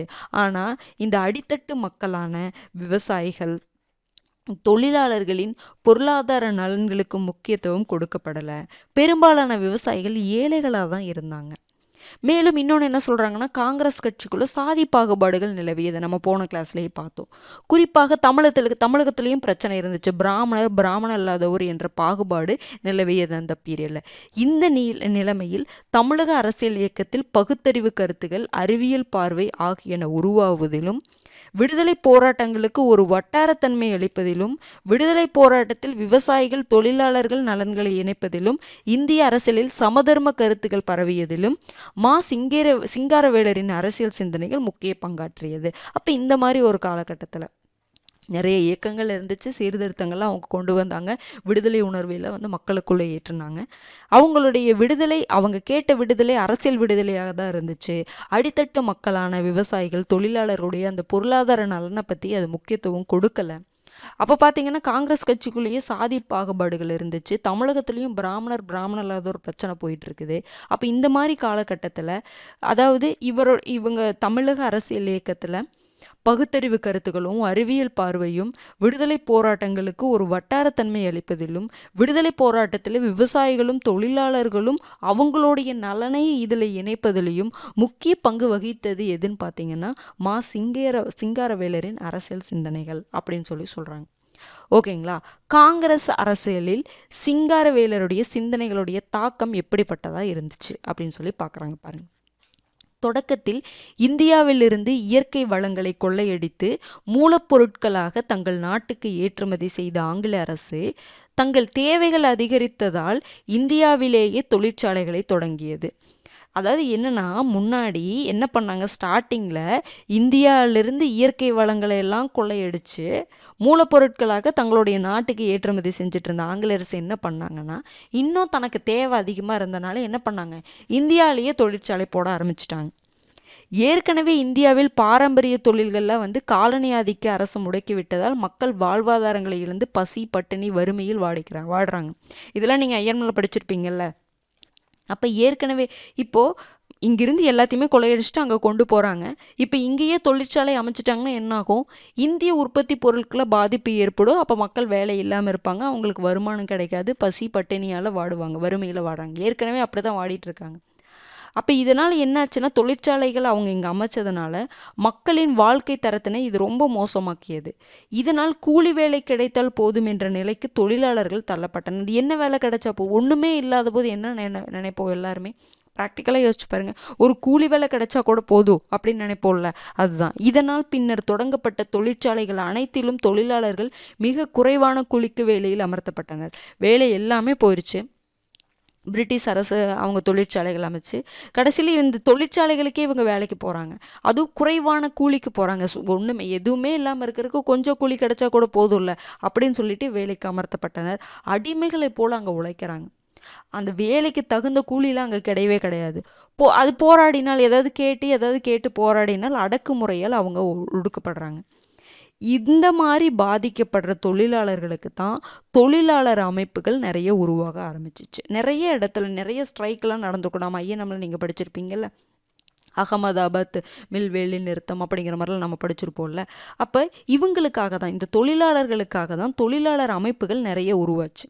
அன்றைய சென்னை மாகாணத்தில் இந்த மாதிரி அமைப்புகளுக்கு யார் தலைமை தாங்குறாங்கன்னா, திருவிக்கா, தி வரதராஜலு, இவங்கெல்லாம் தான் என்ன பண்ணியிருக்காங்கன்னா இந்த மாதிரி தொழிலாளர்கள் அமைப்புகளுக்கு தலைமை தாங்கியிருக்கிறாங்க. இந்த தொழிலாளர் அமைப்புகள் உருவாவதற்கு முன்முயற்சிகள் எடுத்து பாடுபட்டவர் தான் யாருன்னா சிங்காரவேலர். ஓகேங்களா? நிறைய தொழிலாளர் அமைப்புகள் உருவாச்சு. அதுக்கு முன்முயற்சி எடுத்தவர் யாருன்னு பார்த்தீங்கன்னா சிங்காரவேலர் தான். இவர் என்ன சொல்றாருன்னா, இந்த தொழிலாளர்களை என்ன பண்ணுங்கன்னா அரசியல் மையப்படுத்தி விடுதலை இயக்கத்தை கூட இணைக்கணும் அப்படின்னு சொல்லிட்டு கேட்குறாரு, விரும்புகிறாரு. ஆனால் காங்கிரஸ் கட்சி இதனை என்ன பண்ணலைன்னா விரும்பலை. தொழிலாளர்களை அரசியல் மையப்படுத்தி அவங்களே விடுதலை இயக்கத்தோட இணைக்கணும் அப்படின்னு சொல்லிட்டு கேட்குறாரு. ஆனால் காங்கிரஸ் அரசு இதனை விரும்பலை. அதனால் சிங்காரவேலர் என்ன பண்ணுறாருன்னா இதனை கடுமையாக விமர்சித்து 1920ஆம் ஆண்டிலேயே காங்கிரஸ் தலைமைக்கு தந்தி அனுப்புகிறாரு. தொடர்ந்து அண்ணல் காந்திக்கு என்ன பண்ணுங்க, தொழிலாளர்களை இந்திய விடுதலை இயக்கத்துக்கூட இணையுங்க அப்படின்னு சொல்லிட்டு அண்ணல் காந்திக்கு பகிரங்க கடிதமும் எழுதுறாரு. அத்துடன் இந்து, சுதேசமித்திரன் இந்த மாதிரி நாளிதழ்கள்லையும் நவசக்தி போன்ற பருவ இதழ்களிலும் நிறைய கட்டுரைகள் எழுதுறாரு. இது தொடர்பாக காங்கிரஸ் தொண்டர் மத்தியில என்ன பண்றாரு, பிரச்சாரம் செய்யறது. இதை நடக்கிற வரைக்கும் எழுதணும்னு எழுதிக்கிட்டே இருக்கிறாரு. இந்த சமயத்தில் தான் பார்த்தீங்கன்னா 1922ஆம் ஆண்டு நடைபெற்ற அகில இந்திய காங்கிரஸ் குழுவின் கூட்டத்தில் தமிழக பிரதிநிதியாக கலந்து கொள்ளக்கூடிய வாய்ப்பு கிடைக்குது. கலந்து கொண்ட அவர் அங்கும் ஒரு விவாதத்தை உருவாக்கி தமக்கு ஆதரவு. அப்போ அவர் முன்னாடி தொழிலாளர்களையும் விடுதலை இயக்கத்துக்கூட இணைக்கணும்னு சொல்லி கேட்டுக்கிட்டே இருக்காரு, எழுதிக்கிட்டே இருக்கிறாரு. அந்த மாதிரி ஒரு சமயத்தில் 1922 நடைபெற்ற அகில இந்திய காங்கிரஸ் குழுவின் கூட்டத்தில் தமிழக பிரதிநிதியாக அவர் கலந்துக்கிறாரு. அங்கேயும் அவர் அதே விவாதத்தை என்ன பண்ணுறாரு, உருவாக்குறாரு. அவருடைய கருத்து என்ன சொல்கிறாருன்னா, அவரது கருத்துக்கள் என்ன சொல்கிறாருன்னா, இந்திய விடுதலை என்பது விவசாயிகள் தொழிலாளர்களின் பொருளாதார சுதந்திரத்தை உள்ளடக்கியதாகும். இந்திய விடுதலை அப்படிங்கிறது அந்நியர்கள்கிட்ட இருந்து மட்டும் விடுதலை அடையிறது கிடையாது. விவசாயிகளும் தொழிலாளர்களுடைய அந்த பொருளாதார சுதந்திரம் அவங்களுக்கு கிடைக்கணும், பொருளாதாரத்தில் அவங்க மேம்படணும், அதுதான் இந்திய விடுதலை அப்படின்னு சொல்கிறார். தொழிலாளர்கள் விவசாயிகள் நலன்களுக்காகவும் காங்கிரஸ் பேரியக்கம் போராடணும், இவங்களுடைய நலனுக்காகவும் இவங்க போராடணும்னு சொல்கிறாங்க. விடுதலை போராட்டத்தில் தொழிலாளர்கள் விவசாயிகளையும் இணைச்சிக்கணும். இந்த விடுதலை போராட்டத்தில் பல்வேறு அமைப்புகளில் உள்ள மக்களை ஒன்று திரட்ட காங்கிரஸ் தலைவர்கள் என்ன பண்ணணும்னா உதவணும் அப்படின்னு சொல்லிட்டு இந்த கருத்தை எல்லாம் சொல்கிறாரு. விவசாயிகளுக்காகவும் தொழிலாளர்களுக்காகவும் இவர் பேசுகிறாரு. அவங்களுடைய பொருளாதார நலன் மேம்படணும்னு சொல்றாரு, பொருளாதார சுதந்திரம் அவங்களுக்கு கிடைக்கணும்னு சொல்றாரு, விடுதலை போராட்டத்தில் இவங்களும் இணையணும்னு சொல்றாங்க. அவங்களுடைய நலன்களுக்காக காங்கிரஸ் அவங்களுடைய நலன்களுக்காகவும் போராடணும் அப்படின்னு சொல்லி கேட்குறாரு. ஓகேங்களா. எப்போ 1922ஆம் ஆண்டு அந்த காங்கிரஸ் மாநாட்டில் இப்படி இவ்வளோ முயற்சிக்கு அப்புறம் அதுக்கப்புறம் என்ன ஆகுதுன்னா, இதன் விளைவாக 1922 இந்திய தேசிய காங்கிரஸ் தொழிலாளர்களை அமைப்பு ரீதியாக ஒன்று திரட்ட என்ன பண்ணுறாங்க, தீர்மானம் நிறைவேற்றுறாங்க. அந்த தீர்மானம் நிறைவேற்றியதுடன் என்ன பண்ணுறாங்கன்னா, இதற்காகவே ஒரு குழுவை அமைக்கிறாங்க. அதில் எத்தனை பேர் இருக்காங்கன்னா 6 பேர் இருக்கிறாங்க. அந்த 6 பேர் கொண்ட குழுவில் சிங்காரவேலரும் ஒருத்தர். மேலும் என்ன சொல்றாரு அவர் அப்படின்னா, தொழிலாளர்கள் உரிமைகளை பாதுகாப்பதற்கு ஒரு சட்டம் கொண்டு வரணும்னு போராடுறாரு. அதனை வலியுறுத்தி அன்றைய முன்னணி நாளிதழ்களில் எல்லாம் என்ன பண்றாரு, தொடர்ந்து எழுதுறாரு. சட்டம் கொண்டு வரணும், தொழிலாளர்களுக்கு உரிமைகளுக்கு ஒரு சட்டம் கொண்டு வரணும்னு சொல்லிட்டு எழுதுறாரு. இது போன்ற முயற்சிகளின் பலனாக என்ன ஆகுதுன்னா, முதன்முறையாக 1926 ரொம்ப முக்கியமான பாயிண்ட், 1926 தொழிலாளர் நலன்களை பேணும் சட்டம் இயற்றப்படுது. ஓகேங்களா. அப்போ இங்கே குழு அமைக்கிறாங்க. இவங்களுக்காக ஒரு குழு 1922 அமைக்கிறாங்க. அதுக்கப்புறம் சட்டம், அவங்களுக்காக சட்டம் கொண்டு வரணும்னு கேட்குறாங்க. அதன் அடிப்படையில் ஃபஸ்ட்டு டைம் 1926 தொழிலாளர் நலன்களை பேணும் சட்டம் கொண்டு வராங்க. ஓகேங்களா. இதெல்லாம் ரொம்ப முக்கியமானது. அடுத்தது பாருங்க, வேற என்னென்னலாம் கேட்குறாரு பாருங்க. அடுத்தது ரொம்ப முக்கியமான பாயிண்ட் பாருங்க. இதே போல் காங்கிரஸ் தலைவர்கள் அந்தந்த வட்டார மொழிகளில் பொதுமக்களிடம் பேசினால்தான் விடுதலை கருத்துக்கள் மக்களை சென்றடையும் என்பதுடன் மக்களுக்கும் காங்கிரஸ் பேரியக்கத்துக்கும் இடையே நெருக்கம் உண்டாகும் அப்படின்னு சொல்றாங்க. இப்போ ஏதாவது ஒருத்தர் வர்றாங்க, பேச்சு கொடுக்கணும், மக்களுக்கு புரியுற மாதிரி பேசினா தானே, மக்களுக்கு புரிகிற மாதிரி பேசினா தானே அவங்க என்ன நினைக்கிறாங்க, விடுதலை உணர்வு அவங்க மக்களுக்கு ஏற்படுத்த முடியும். அதே மாதிரி அவங்களுக்கும் பேசுகிறவங்களுக்கும் கேட்குறவங்களுக்கும் ஒரு நெருக்கம் உண்டாகணும். அப்படின்னா என்ன, அப்போ அவங்க மொழியில் பேசணும், புரியணும். அதை தான் சொல்கிறாங்க, இடையே நெருக்கம் உருவாகும் என்றார். இது அந்தந்த வட்டார மொழியில் காங்கிரஸ் தலைவர்கள் பேசணும் அப்படின்னு சொல்லி கேட்குறாங்க. மக்கள் பிரச்சனைகளை பேசும்போது தமிழ் மொழியில் பேசுங்க அப்படிங்கிறதுல உறுதியாக இருந்திருக்கிறாரு. இதையொட்டி 1918 சென்னை மாகாண சங்கத்தின் மாநாட்டில் இது குறித்த இந்த தமிழ் மொழியில் பேசணும் அப்படிங்கிற குறித்த தீர்மானம் நிறைவேற்றப்பட்டது. இந்த மாநாட்டில் சிங்காரவேலர், ஈவேரா பெரியார் இவங்களை கலந்து கொண்டிருக்காங்க. ஓகேங்களா. அடுத்தது பாருங்க, அவ்வளோதான். இதில் என்னென்ன சொல்ல வராங்க இந்த இதில், இவர் வந்து பார்த்திங்கன்னா எனக்கு அதாவது தொழிலாளர்கள் அமைப்புகள் உருவாவதற்கு இவர் காரணமாக இருந்திருக்கிறாரு. அது போக பார்த்திங்கன்னா இவர் இந்த தொழிலாளர்களை என்ன பண்ணணும், அரசியல் மையப்படுத்தி விடுதலை இயக்கத்தோடு இணைக்கணும்னு சொல்லிட்டு நிறையா எழுதுறாரு, பேசுகிறாரு. மாநாட்டில் கூட என்ன பண்ணுறாருன்னா தீர்மானத்தில் கொண்டு வராரு. 1922ஆம் ஆண்டு அந்த அகில இந்திய காங்கிரஸ் குழுவின் கூட்டத்தில் தமிழக பிரதிநிதியை கலந்து கொள்ளும் பொழுது கூட இதை தான் சொல்கிறாரு. அப்போ அவங்களுக்காக, தொழிலாளர்களுக்காகவும் விவசாயிகளுடைய நலனுக்காகவும் காங்கிரஸ் பேரியக்கம் போராடணும்னு சொல்கிறாரு. இதன் அடிப்படையில் 1922 ஒரு குழு ஆரம்பிக்கிறாங்க, 6 பேர் கொண்ட குழு. அந்த குழுவில் சிங்காரவேலரும் இருக்கார். பிறகு என்ன கேட்குறாருன்னா தொழிலாளர்களின் உரிமைகளை பாதுகாக்க சட்டம் கொண்டு வரணும்னு சொல்கிறாரு. அதன் அடிப்படையில் 1926 தொழிலாளர் நலன்களின் பேணும் சட்டம் கொண்டு வரப்படுது. அதுக்கப்புறம் பார்த்திங்கன்னா அந்தந்த வட்டார மொழிகளில் மக்கள் பேசணும். காங்கிரஸ் தலைவர்கள் வந்து மக்கள்கிட்ட அந்தந்த வட்டார மொழிகளில் பேசணும், மக்கள் பிரச்சனைகளை பேசும்போது தமிழ் மொழியில் தான் பேசணும் அப்படிங்கிறதுல உறுதியாக இருந்தார். அதன் அடிப்படையில் தான் 1918 அது தொடர்பான ஒரு தீர்மானத்தை கொண்டு வராங்க. ஓகேங்களா, இதெல்லாம் முக்கியமான இன்ஃபர்மேஷன். அடுத்தது பாருங்கள், சுயமரியாதை பொதுவுடைமைவாதம் இயக்கங்களின் மீதான மா சிங்காரவேலரின் தாக்கம். நம்ம முன்னாடியே பார்த்தோம், பெரியாருடைய அந்த சுயமரியாதை இயக்கத்தின் மீது சிங்காரவேலர் ஈர்க்கப்பட்டார் அப்படின்னு சொல்லி பார்த்தோம்ல. அப்போ சுயமரியாதை பொதுவுடைமைவாதம் இந்த இயக்கங்களின் மீதான மா சிங்காரவேலருடைய தாக்கம் எப்படி இருந்துச்சுன்னு பாருங்கள்.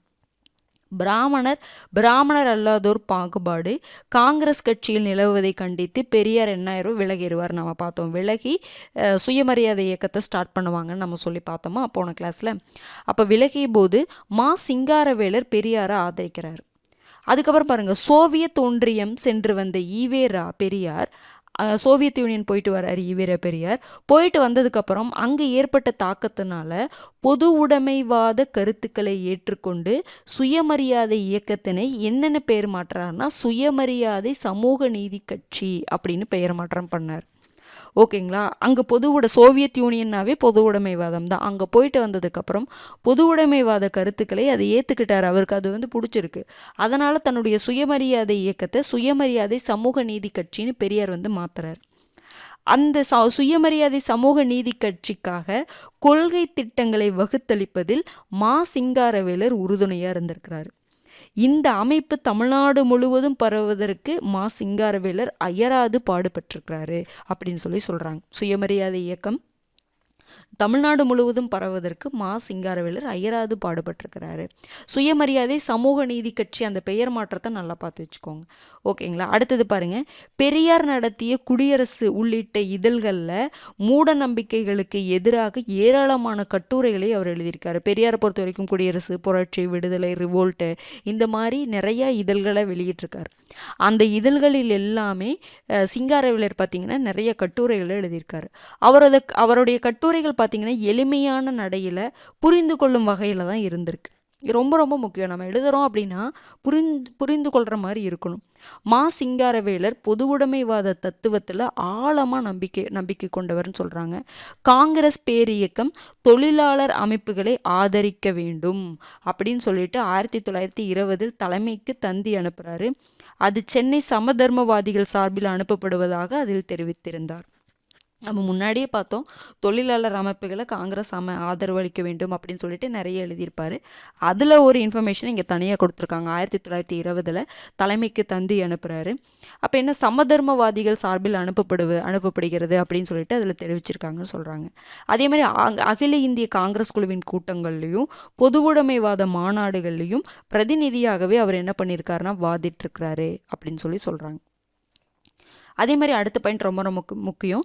தொழிலாளர்கள் பலமாக திகழ்ந்த சென்னை நகரில் இந்தியாவின் முதல் உழைப்பாளர் தினத்தை ஃபஸ்ட்டு பாருங்கள், இந்தியாவின் முதல் உழைப்பாளர் தினத்தை 1923 மே 1 நடத்தி காட்டியிருக்காரு. எங்கே? சென்னை நகரில். அப்போ இப்போ நம்ம மே 1 நம்ம கொண்டாடிட்டு இருக்கோம். தொழிலாளர் தினமாக கொண்டாடிட்டு இருக்கோம். அதுக்கு அடிப்படை விதை போட்டவர் யார் அப்படின்னு பார்த்தீங்கன்னா சிங்காரவேலர் தான். இந்தியாவின் முதல் உழைப்பாளர் தினத்தை சென்னை நகரில் அவர் நடத்தியிருக்கார் 1923 மே 1. அந்த நாளிலே அவர் என்ன அறிவிக்கிறார்னா தொழிலாளர் விவசாயிகள் கட்சி அமைக்கப்படும் அப்படின்னு சொல்லிட்டு என்ன பண்ணுறாரு, அறிவிக்கிறாரு. தொழிலாளர்கள் விவசாய கட்சி அப்படின்னு சொல்லிட்டு இந்த கட்சியோடைய கோரிக்கைகள்லாம் என்னென்ன அப்படின்னு சொல்லிட்டு பின்னாடி கொடுத்துருக்காங்க பாருங்க. தொழிலாளர்களுக்கான கோரிக்கைகள் என்ன அப்படின்னா, தொழிலாளர்களுக்கு 8 மணி நேரம் வேலை இருக்கணுங்க. 8 மணி நேரம் தான் வேலை இருக்கணும். முன்னாடியில் வேலை டைம் அப்படிங்கிறது அதிகம். 8 மணி நேரம் வேலை இருக்கணும். அவங்க சங்கம் அமைச்சுக்கணும். இது ரொம்ப முக்கியமான ஏன்னா அப்போ தான் தனக்கு ஏதாவது பிரச்சனை வரும்பொழுது அந்த சங்கத்தின் மூலமாக அவங்க அந்த பிரச்சனையை கேட்க முடியும், தன்னுடைய உரிமையை நிலைநாட்டிக்க முடியும். சங்கம் அமைப்பதற்கான உரிமையை கொடுக்கணும். தங்கள் கோரிக்கைகளை வென்றெடுக்க கடைசி ஆயுதமாக வேலை நிறுத்தம் செய்யும் உரிமையை கொடுக்கணும். இதெல்லாம் அவங்களுடைய கோரிக்கை. 8 மணி நேரம் வேலை, சங்கம் அமைச்சுக்கணும், சங்கம் அமைக்கக்கூடிய உரிமையை கொடுக்கணும், தொழிலாளர் சங்கம் அமைக்கக்கூடிய உரிமையை கொடுக்கணும். அதே மாதிரி தங்கள் கோரிக்கைகள் நிறைவேறாத பட்சத்தில் முடியவே முடியாது அப்படின்னு நினைப்பாங்கல்ல, அப்போ அந்த மாதிரி அந்த டைமில் கடைசி ஆயுதமாக நாங்கள் வேலை நிறுத்துவோம் பண்ணுவோம், அதுக்கு ஒரு உரிமை கொடுங்க. கோரிக்கைகளை பரிசீலிக்க முத்தரப்பு பேச்சுவார்த்தை குழு அமைக்கணும். குறைந்தபட்ச ஊதியம் இருக்கணும். கண்டிப்பாக அடிப்படை வசதிகளுடன் சுகாதாரமான குடியிருப்பு வசதி செஞ்சு தரணும். தொழிலாளர்களுக்கு காப்பீடு, மருத்துவம் மற்றும் ஆயுள் காப்பீடு கண்டிப்பாக இருக்கணும். வருங்கால வைப்பு நிதி இருக்கணும். சம்பளத்துடன் கூடிய ஈட்டிய விடுப்பு முறை இருக்கணும். இலவச மருத்துவ உதவி கொடுக்கணும். பேறுகால விடுப்பு கொடுக்கணும். ஒப்பந்த முறை, இந்த கான்ட்ராக்ட் பேஸ்டு வேலைக்கு இது பண்ணுவாங்க பார்த்தீங்களா, அதை ஒழிக்கணும்.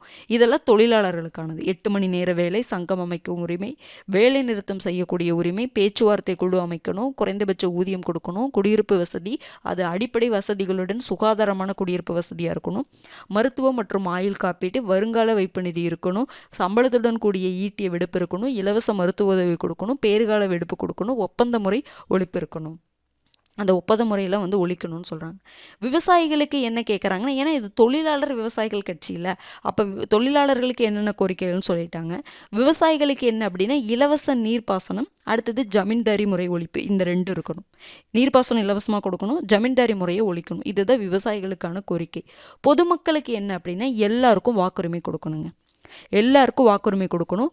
அடித்தட்டு மக்கள், தொழிலாளர்கள், விவசாயிகள் போன்றோர் தேர்தலில் போட்டியிட அனுமதி கொடுக்கணும். எல்லாருக்கும் வாக்குரிமை கொடுக்கணும், தேர்தலில் போட்டியிட அனுமதி கொடுக்கணும், வாக்களிக்கிறதுக்கு உரிமையும் கொடுக்கணும், போட்டியிடுவதற்கு அனுமதி கொடுக்கணும் அப்படின்னு சொல்லிட்டு கேட்குறாங்க. ஓகேங்களா? அப்போ பார்த்தீங்க அப்படின்னா இது முன்னாடி பிராமணரில் அது ஒரு பாகுபாடு காங்கிரஸ் கட்சியில் நிலவுச்சுங்களா, அதை கண்டித்து பெரியார் விலகிறாரு. விலகிட்டு சுயமரியாதை இயக்கத்தை ஆரம்பிக்கிறாரு. விலகிட்டு வெளியில் வரும்பொழுது சிங்காரவேலர் அவரை ஆதரிக்கிறாங்க. அதுக்கப்புறம் பெரியார் சுயமரியாதை சமூக நீதி கட்சின்னு சொல்லிட்டு பெயர் மாற்றம் பண்ணுவாங்க.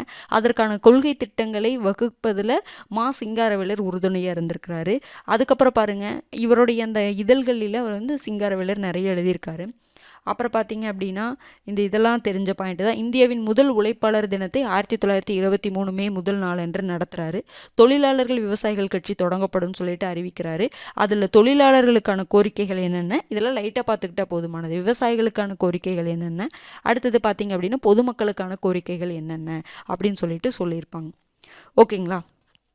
அடுத்தது பாருங்க, 1925 கான்பூர் நகரில் ரொம்ப முக்கியமானது பாருங்க, 1925 கான்பூரில் இந்தியாவின் முதல் பொது உடைமைவாத மாநாடு நடந்தபோது அதற்கு தலைமை ஏற்றார் இவர். இந்தியாவின் முதல் பொது உடைமைவாத மாநாட்டுக்கு தலைமை ஏற்றவர் பார்த்தீங்கன்னா சிங்காரவேலர் தான். அப்போ அவர் எதை வலியுறுத்துறாருன்னா வன்முறையற்ற மார்க்சிய பாதையை என்ன பண்ணுறாரு, இது பண்ணுறாரு, வலியுறுத்துறாரு. மேலும் இந்தியாவுக்கேற்ற மார்க்சிய பாதையை திட்டமிட வேண்டும். மார்க்சிசம் அப்படிங்கிறது என்னன்னா ஒரு கருத்தியல். மார்க்ஸ் சொன்ன அந்த கருத்து எல்லாமே கடைசியில் அது ஒரு இயக்கமாகவே மார்க்சிசம் அப்படின்னே மாறிடுச்சு. ஓகேங்களா? அப்போ இந்தியாவுக்கேற்ற மார்க்சிய பாதையை திட்டமிட வேண்டும் அப்படின்னு சொல்லியிருப்பார். அப்போ மார்க்ஸோடைய கருத்துக்கள் எல்லாமே பொது உடைமை சம்பந்தமான கருத்துக்களாக தான் இருக்கும். ஓகேங்களா? அப்போ பாருங்க, வன்முறையற்ற மார்க்சிய பாதை வேணும், இந்தியாவுக்கேற்ற மார்க்சிய பாதையை நம்ம திட்டமிடணும் அப்படின்னு சொல்லிட்டு கேட்குறாரு. காங்கிரஸ் கட்சியில் இருந்து கொண்டே பொது உடைமைவாதிகள் தனிப்பிரிவாக இயங்கணும் அப்படின்னு சொல்றாங்க. அதையொட்டி தான் காங்கிரஸ் கட்சிக்குள்ள சமதர்ம பிரிவு உருவாயிருக்கும்.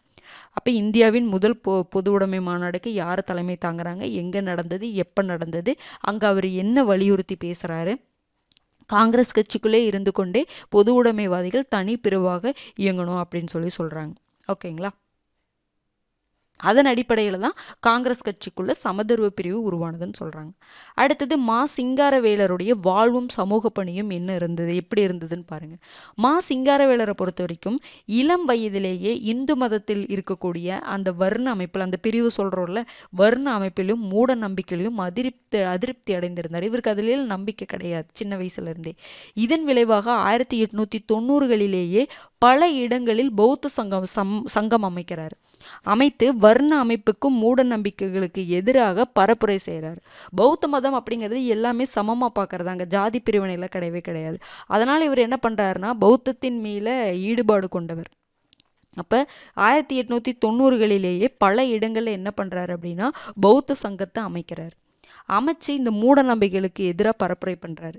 வசதிமிக்க குடும்பத்தில் பிறந்து சட்டம் பயின்ற சிங்காரவேலர் வசதிமிக்க குடும்பத்தில் பிறந்திருக்கிறாரு, சட்டம் பயின்றிருக்கிறாரு.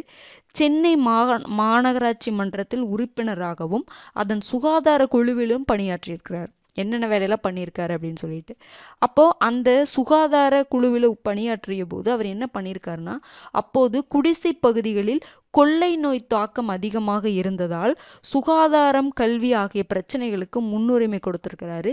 தொடர்ந்து குடிசை பகுதிகளில் வாழ்ந்த தொழிலாளர்களுடைய உரிமைகளுக்காக அவர் என்ன பண்ணியிருக்காரு, போராடியிருக்காரு. எங்கே போனாலும் தொழிலாளர்களுக்காக அவர் போராடியிருக்கிறாரு. இதன் அடிப்படையிலேயே காங்கிரஸ் இயக்கத்திலும் அவர் செயலாற்றியிருக்கிறாரு. அங்கேயும் தொழிலாளர்களுக்காக போராடி இருக்கிறாரு. பின்னர் என்ன பண்ணியிருக்காரு, பெரியாருடைய சுயமரியாதை இயக்கத்தில் சேர்ந்துக்கிட்டார். தன்னோடது 50 வயதை கடந்த பின் தான் அரசியலில் 50 வயதை கடந்த பின்பு தான் அரசியலில் அவர் இறங்கியிருக்காரு. அதுக்கப்புறம் இறங்கினாலும் சுமார் 30 ஆண்டுகளுக்கும் அதிகமாக முதுமையையும் பொருட்படுத்தாமல் பகுத்தறிவு மற்றும் பொது உடைமைவாத கருத்துக்களை விடாது பிரச்சாரம் செய்கிறார். 50 வயசுக்கு மேலே தான் அவர் அரசியலுக்குள்ளேயே வரார். வந்ததுக்கப்புறம் ஒரு 30, இன்னும் அதுக்கப்புறம் ஒரு 30 வயசு, 30 வருஷம் என்ன பண்ணியிருக்காரு அப்படின்னா பிரச்சாரம் பண்ணியிருக்காரு தன்னுடைய பொது உடைமைவாத கருத்துக்களை. சிங்காரவேலர் தென்னிந்தியாவின் முதல் பொது உடைமைவாதி என்ற நேசத்துடன் நினைவு கூறப்படுகிறார். அப்போ தென்னிந்தியாவின் முதல் பொது உடைமைவாதி யாருங்க, சிங்காரவேலர் தான். ஓகேங்களா. அப்போ இதில் பௌத்த சங்கம் அமைக்கிறாங்கன்னு தெரிஞ்சுக்கோங்க. இவர் வசதி மிக்க குடும்பத்தில் பிறந்தவர், சட்டம் பயின்றிருக்கிறாரு, சென்னை மாநகராட்சி மன்றத்தில் உறுப்பினராகவும் இருந்திருக்கிறாரு, அதன் சுகாதார குழுவிலும் பணியாற்றியிருக்கிறாரு, பெரியாரின் சுயமரியாதை காங்கிரஸ் இயக்கத்திலையும் பணியாற்றியிருக்கிறாரு, அப்புறம் பெரியாருடைய சுயமரியாதை இயக்கத்திலையும் இணைஞ்சுக்கிட்டாரு. அப்புறம் பார்த்திங்கன்னா தென்னிந்தியாவின் முதல் பொது உடைமைவாதி அப்படின்னு சொல்லிட்டு நம்ம இவரை நினைவு கூறுறோம். அடுத்தது இப்போ நம்ம என்ன பார்த்தோம், பொது உடைமைவாதத்தில் சிங்காரவேலரை பற்றி நம்ம பார்த்துட்டோம். அடுத்தது நம்ம யாரை பார்க்க போகிறோம்னா பெரியார். இவர் திராவிட கொள்கைவாதத்தில் நம்ம யாரை பார்க்குறோன்னா பெரியாரை பார்க்குறோம். 1879லேருந்து 1973 வரைக்கும் இவங்களுடைய காலம். 3 பேர்த்துடைய காலத்தை கண்டிப்பாக படித்து வச்சுக்கோங்க. தமிழக அரசியல் சிந்தனையாளர்களில் ஈவேரா பெரியாரை பொறுத்த வரைக்கும் இவர் மிகச்சிறந்த சிந்தனையாளராக கருதப்படுகிறாரு. ஏன்னா இவர் தமிழகத்தின் தலை சிறந்த சீர்திருத்தவாதி. இவர் மிகச்சிறந்த சிந்தனையாளர்னு ஏன் சொல்கிறேன்னா, இவர் தமிழகத்துடைய தலை சிறந்த சீர்திருத்தவாதி. நிறைய சீர்திருத்தங்களை அவர் கொண்டு வந்திருக்காரு. ஓகேங்களா. பன்னெடுங்காலமாக தமிழகத்தை பீடித்திருந்த மூட பழக்க வழக்கங்கள், பெண்ணடிமை, சமூக பின்னடைவுகளுக்கு அறிவையும் சுயமரியாதையையும் அடிப்படையாக கொண்டு தனது நெடிய வாழ்நாள் முழுவதும் போராடியவர். பார்த்திங்கன்னா சமூகத்தில் இருக்கக்கூடிய இந்த தேவையில்லாத மூட பழக்க வழக்கங்கள், பெண்ணடிமைத்தனம், எத்தனை தேவையில்லை அந்த சாஸ்திரம், சடங்கு, சம்பிரதாயம், இது எல்லாம் எதிர்த்து தன்னுடைய வாழ்நாள் முழுவதும் இவர் போராடி இருக்கிறாரு. இதனால தான் இவரை இதற்காக தந்தை பெரியார் என்று தமிழக மக்களால் அழைக்கப்படுவார். ஓகேங்களா. பெரியார் பட்டம் யார் கொடுத்தா, எந்த ஆண்டு, சிறையில் எவ்வளோ வருஷம் இருந்தார், இது எல்லாமே நம்ம முன்னாடியே பார்த்துருக்கோம். இந்த இடத்துல அவருடைய அந்த கருத்துக்களை மட்டும் நம்ம பார்க்குற மாதிரி இருக்கும். ஓகேங்களா. பண்பாட்டு ரீதியாக அவர் வகுத்து தந்த திராவிட கருத்துக்கள் இன்று இந்தியா முழுவதும் ஒளி வீசுகிறது என்று புகழ்பெற்ற சமூக நீதி அறிஞர்கள்லாம் சொல்றாரு. அவர் வகுத்து கொடுத்த அந்த திராவிட கருத்துக்கள் உலகம் முழுவதும் இன்னைக்கு இந்தியா முழுவதும் ஒளி வீசுது அப்படின்னு சொல்லிட்டு எல்லாரும் சொல்றாங்க. ஈவே ராமசாமி அப்படின்னு என்ற இயற்பெயரை கொண்ட தந்தை பெரியார். இவருடைய இயற்பெயர் என்னங்க? ஈவே ராமசாமி. ஈரோட்டில் செல்வ செழிப்புள்ள வணிக குடும்பத்துல 1879 இவர் பிறக்கிறாரு. இளமை பருவத்திலேயே தனது குடும்பத்திலும் சுற்றியுள்ள சமுதாயத்திலும் நிலவிய மூட நம்பிக்கையெல்லாம் எள்ளி நகையாடிய பெரியார் தொடக்கத்தில் தீவிர அரசியலெல்லாம் ஈடுபடலை. ஆனாலும் ஈரோடு நகர்மன்ற தலைவர் போன்ற பொறுப்புகளை எல்லாம் வகிச்சிருக்கிறாரு. சின்ன வயசுலேயே தன்னுடைய குடும்பத்திலையும் சரி சுற்றியுள்ள சமுதாயத்திலையும் மூட நம்பிக்கை நிலவுச்சு. அதையெல்லாம் எள்ளி நகையாடி கிண்டல் பண்ணியிருக்காரு. ஓகேங்களா? தொடக்கத்தில் பார்த்தீங்கன்னா தீவிர அரசியல்லாம் ஈடுபடலை. ஆனாலும் ஈரோடு நகர்மன்ற தலைவர் பதவியில் வகிச்சிருக்கிறாரு. அப்புறம் பாருங்க, காந்தியின் அரசியல் வருகையால் அவர் ஈர்க்கப்பட்டார் பெரியார். அவர்னால காங்கிரஸ் இயக்கத்தில் இணைந்து சுதந்திர போராட்ட இயக்கத்திலும் சமூக சீர்திருத்தத்திற்காகவும் தீவிரமாக பங்காற்றிருக்கிறார். காந்தியோடைய அரசியல் வருகையால் ஈர்க்கப்பட்டு பெரியார் காங்கிரஸ்குள்ள போறாரு. அங்க சுதந்திர போராட்ட இயக்கத்திலும் சமூக சீர்திருத்தத்திற்காகவும் இவர் பங்காற்றிருக்கிறாரு.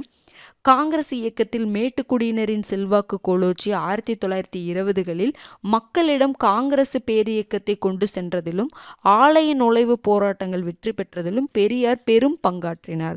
அதாவது காங்கிரஸ் இயக்கத்தை மக்கள்கிட்ட கொண்டு போய் சேர்த்ததில் பெரும் பங்காற்றிருக்கிறாரு. அதே மாதிரி ஆலய நுழைவு போராட்டங்கள் வெற்றி பெற்றதில் அவர் நிறைய பங்காற்றிருக்கிறாரு.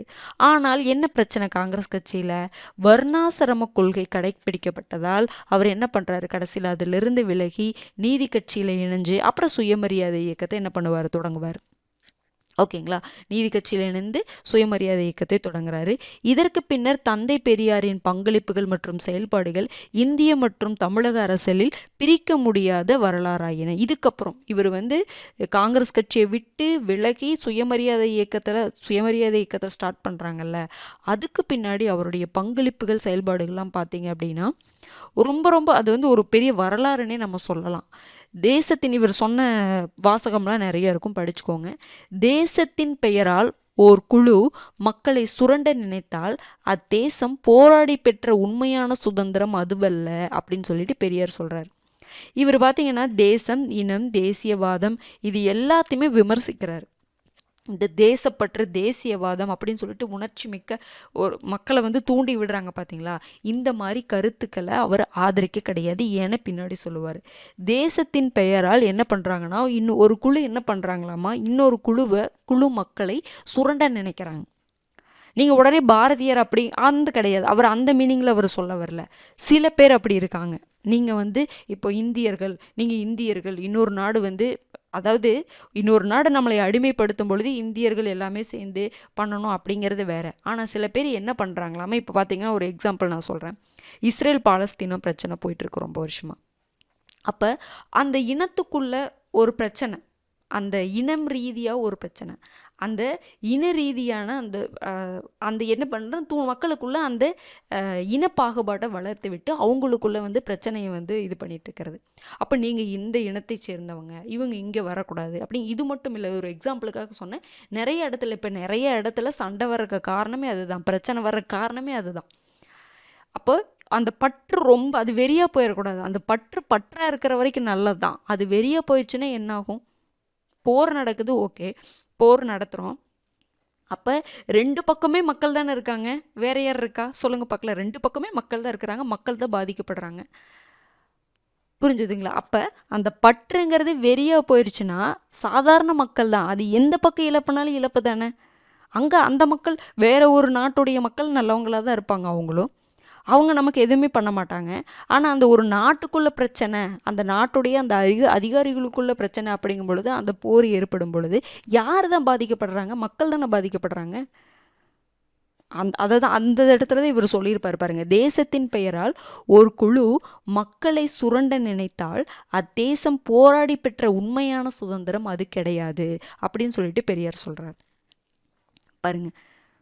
ஒரு தேசியவாதிகள் நம்ம தேசத்துக்காக போராடணும்னு சொல்லிட்டு ஒரு குழு என்ன பண்ணுறாங்களா, மக்களை சுரண்டுறாங்க, அவங்களுக்கு தூண்டி விடுறது. அந்த மாதிரி பண்ணுறது அந்த தேசம் போராடி பெற்ற உண்மையான சுதந்திரம் அதுவல்ல அப்படின்னு சொல்லிட்டு பெரியார் சொல்கிறாங்க. பின்னாடி அதுக்கு விளக்கம் சொல்லியிருப்பாருங்க பாருங்க. பெரியார் தேசம், தேசியவாதம் மற்றும் தேசவாதம் ஆகியவை ஒரே மாதிரியான கருத்தாக்கங்கள். இது எல்லாமே ஒன்று தான். தேசம், தேசவாதம் இது எல்லாமே ஒன்று தான். இவ்வேறுபாடுகளே அந்நாட்டில் உள்ள ஒட்டுமொத்த குடிமக்களுடைய சுயமரியாதையை குறிக்குது. அவர் மேலும் கூறுகையில், தமிழகத்தில் தேசியவாதத்தை பற்றி யாரேனும் பேசுகையில் அவர்கள் மக்கள் நலனில் அக்கறை கொண்டிருக்கிறார்களா என நாம் வியப்பதாக பெரியார் வினைகிறார். தமிழகத்தில் யாராவது தேசியவாதத்தை பற்றி பேசினா அவர் யோசிக்கிறாராமா, இவங்க உண்மையாலுமே மக்கள் நலனில் அக்கறை இருக்கா இவங்களுக்கு?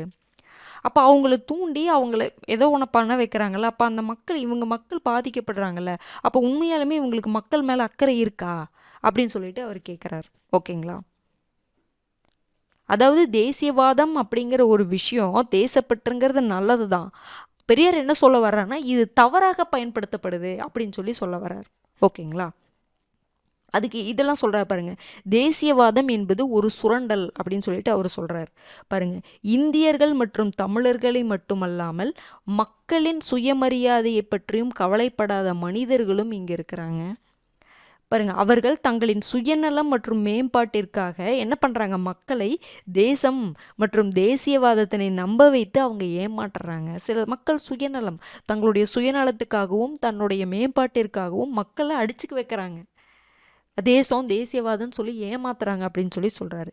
தேசம் மற்றும் தேசியவாதத்திற்காக சுயமரியாதை மறைக்கப்பட்டுச்சு அப்படின்னா அது தேசத்திற்கு எதிரான குற்றம்தான். தேசம், தேசியவாதம்னு சொல்லி மக்களுடைய சுயமரியாதை அந்த இடத்துல போகுது அப்படின்னா அது தேசத்துக்கு செய்கிற குற்றம் அப்படின்னு சொல்கிறாரு. தேசியவாதம் ஒரு கற்பனையான உணர்வு தான், வேற ஒன்றுமே கிடையாது.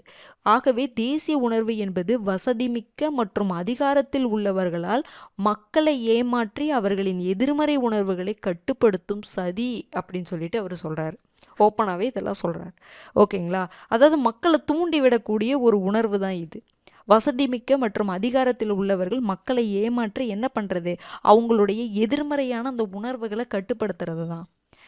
இந்த மாதிரி ஒரு பிரச்சனை எழுப்பி விட்டுட்டா அவங்க தலைவர்கள் செய்யக்கூடிய அந்த விஷயங்களில் கேள்வி கேட்க வேண்டியது இல்லை, அவங்க வேற பக்கம் போயிடுவாங்க. தேசியவாதி, நாமெல்லாம் ஒரே இனம் அப்படின்னு வரும் பொழுது அந்த இனத்தில் யார் தப்பு பண்ணாலும் நம்ம பெருசாக எடுத்துக்க மாட்டோம்ல.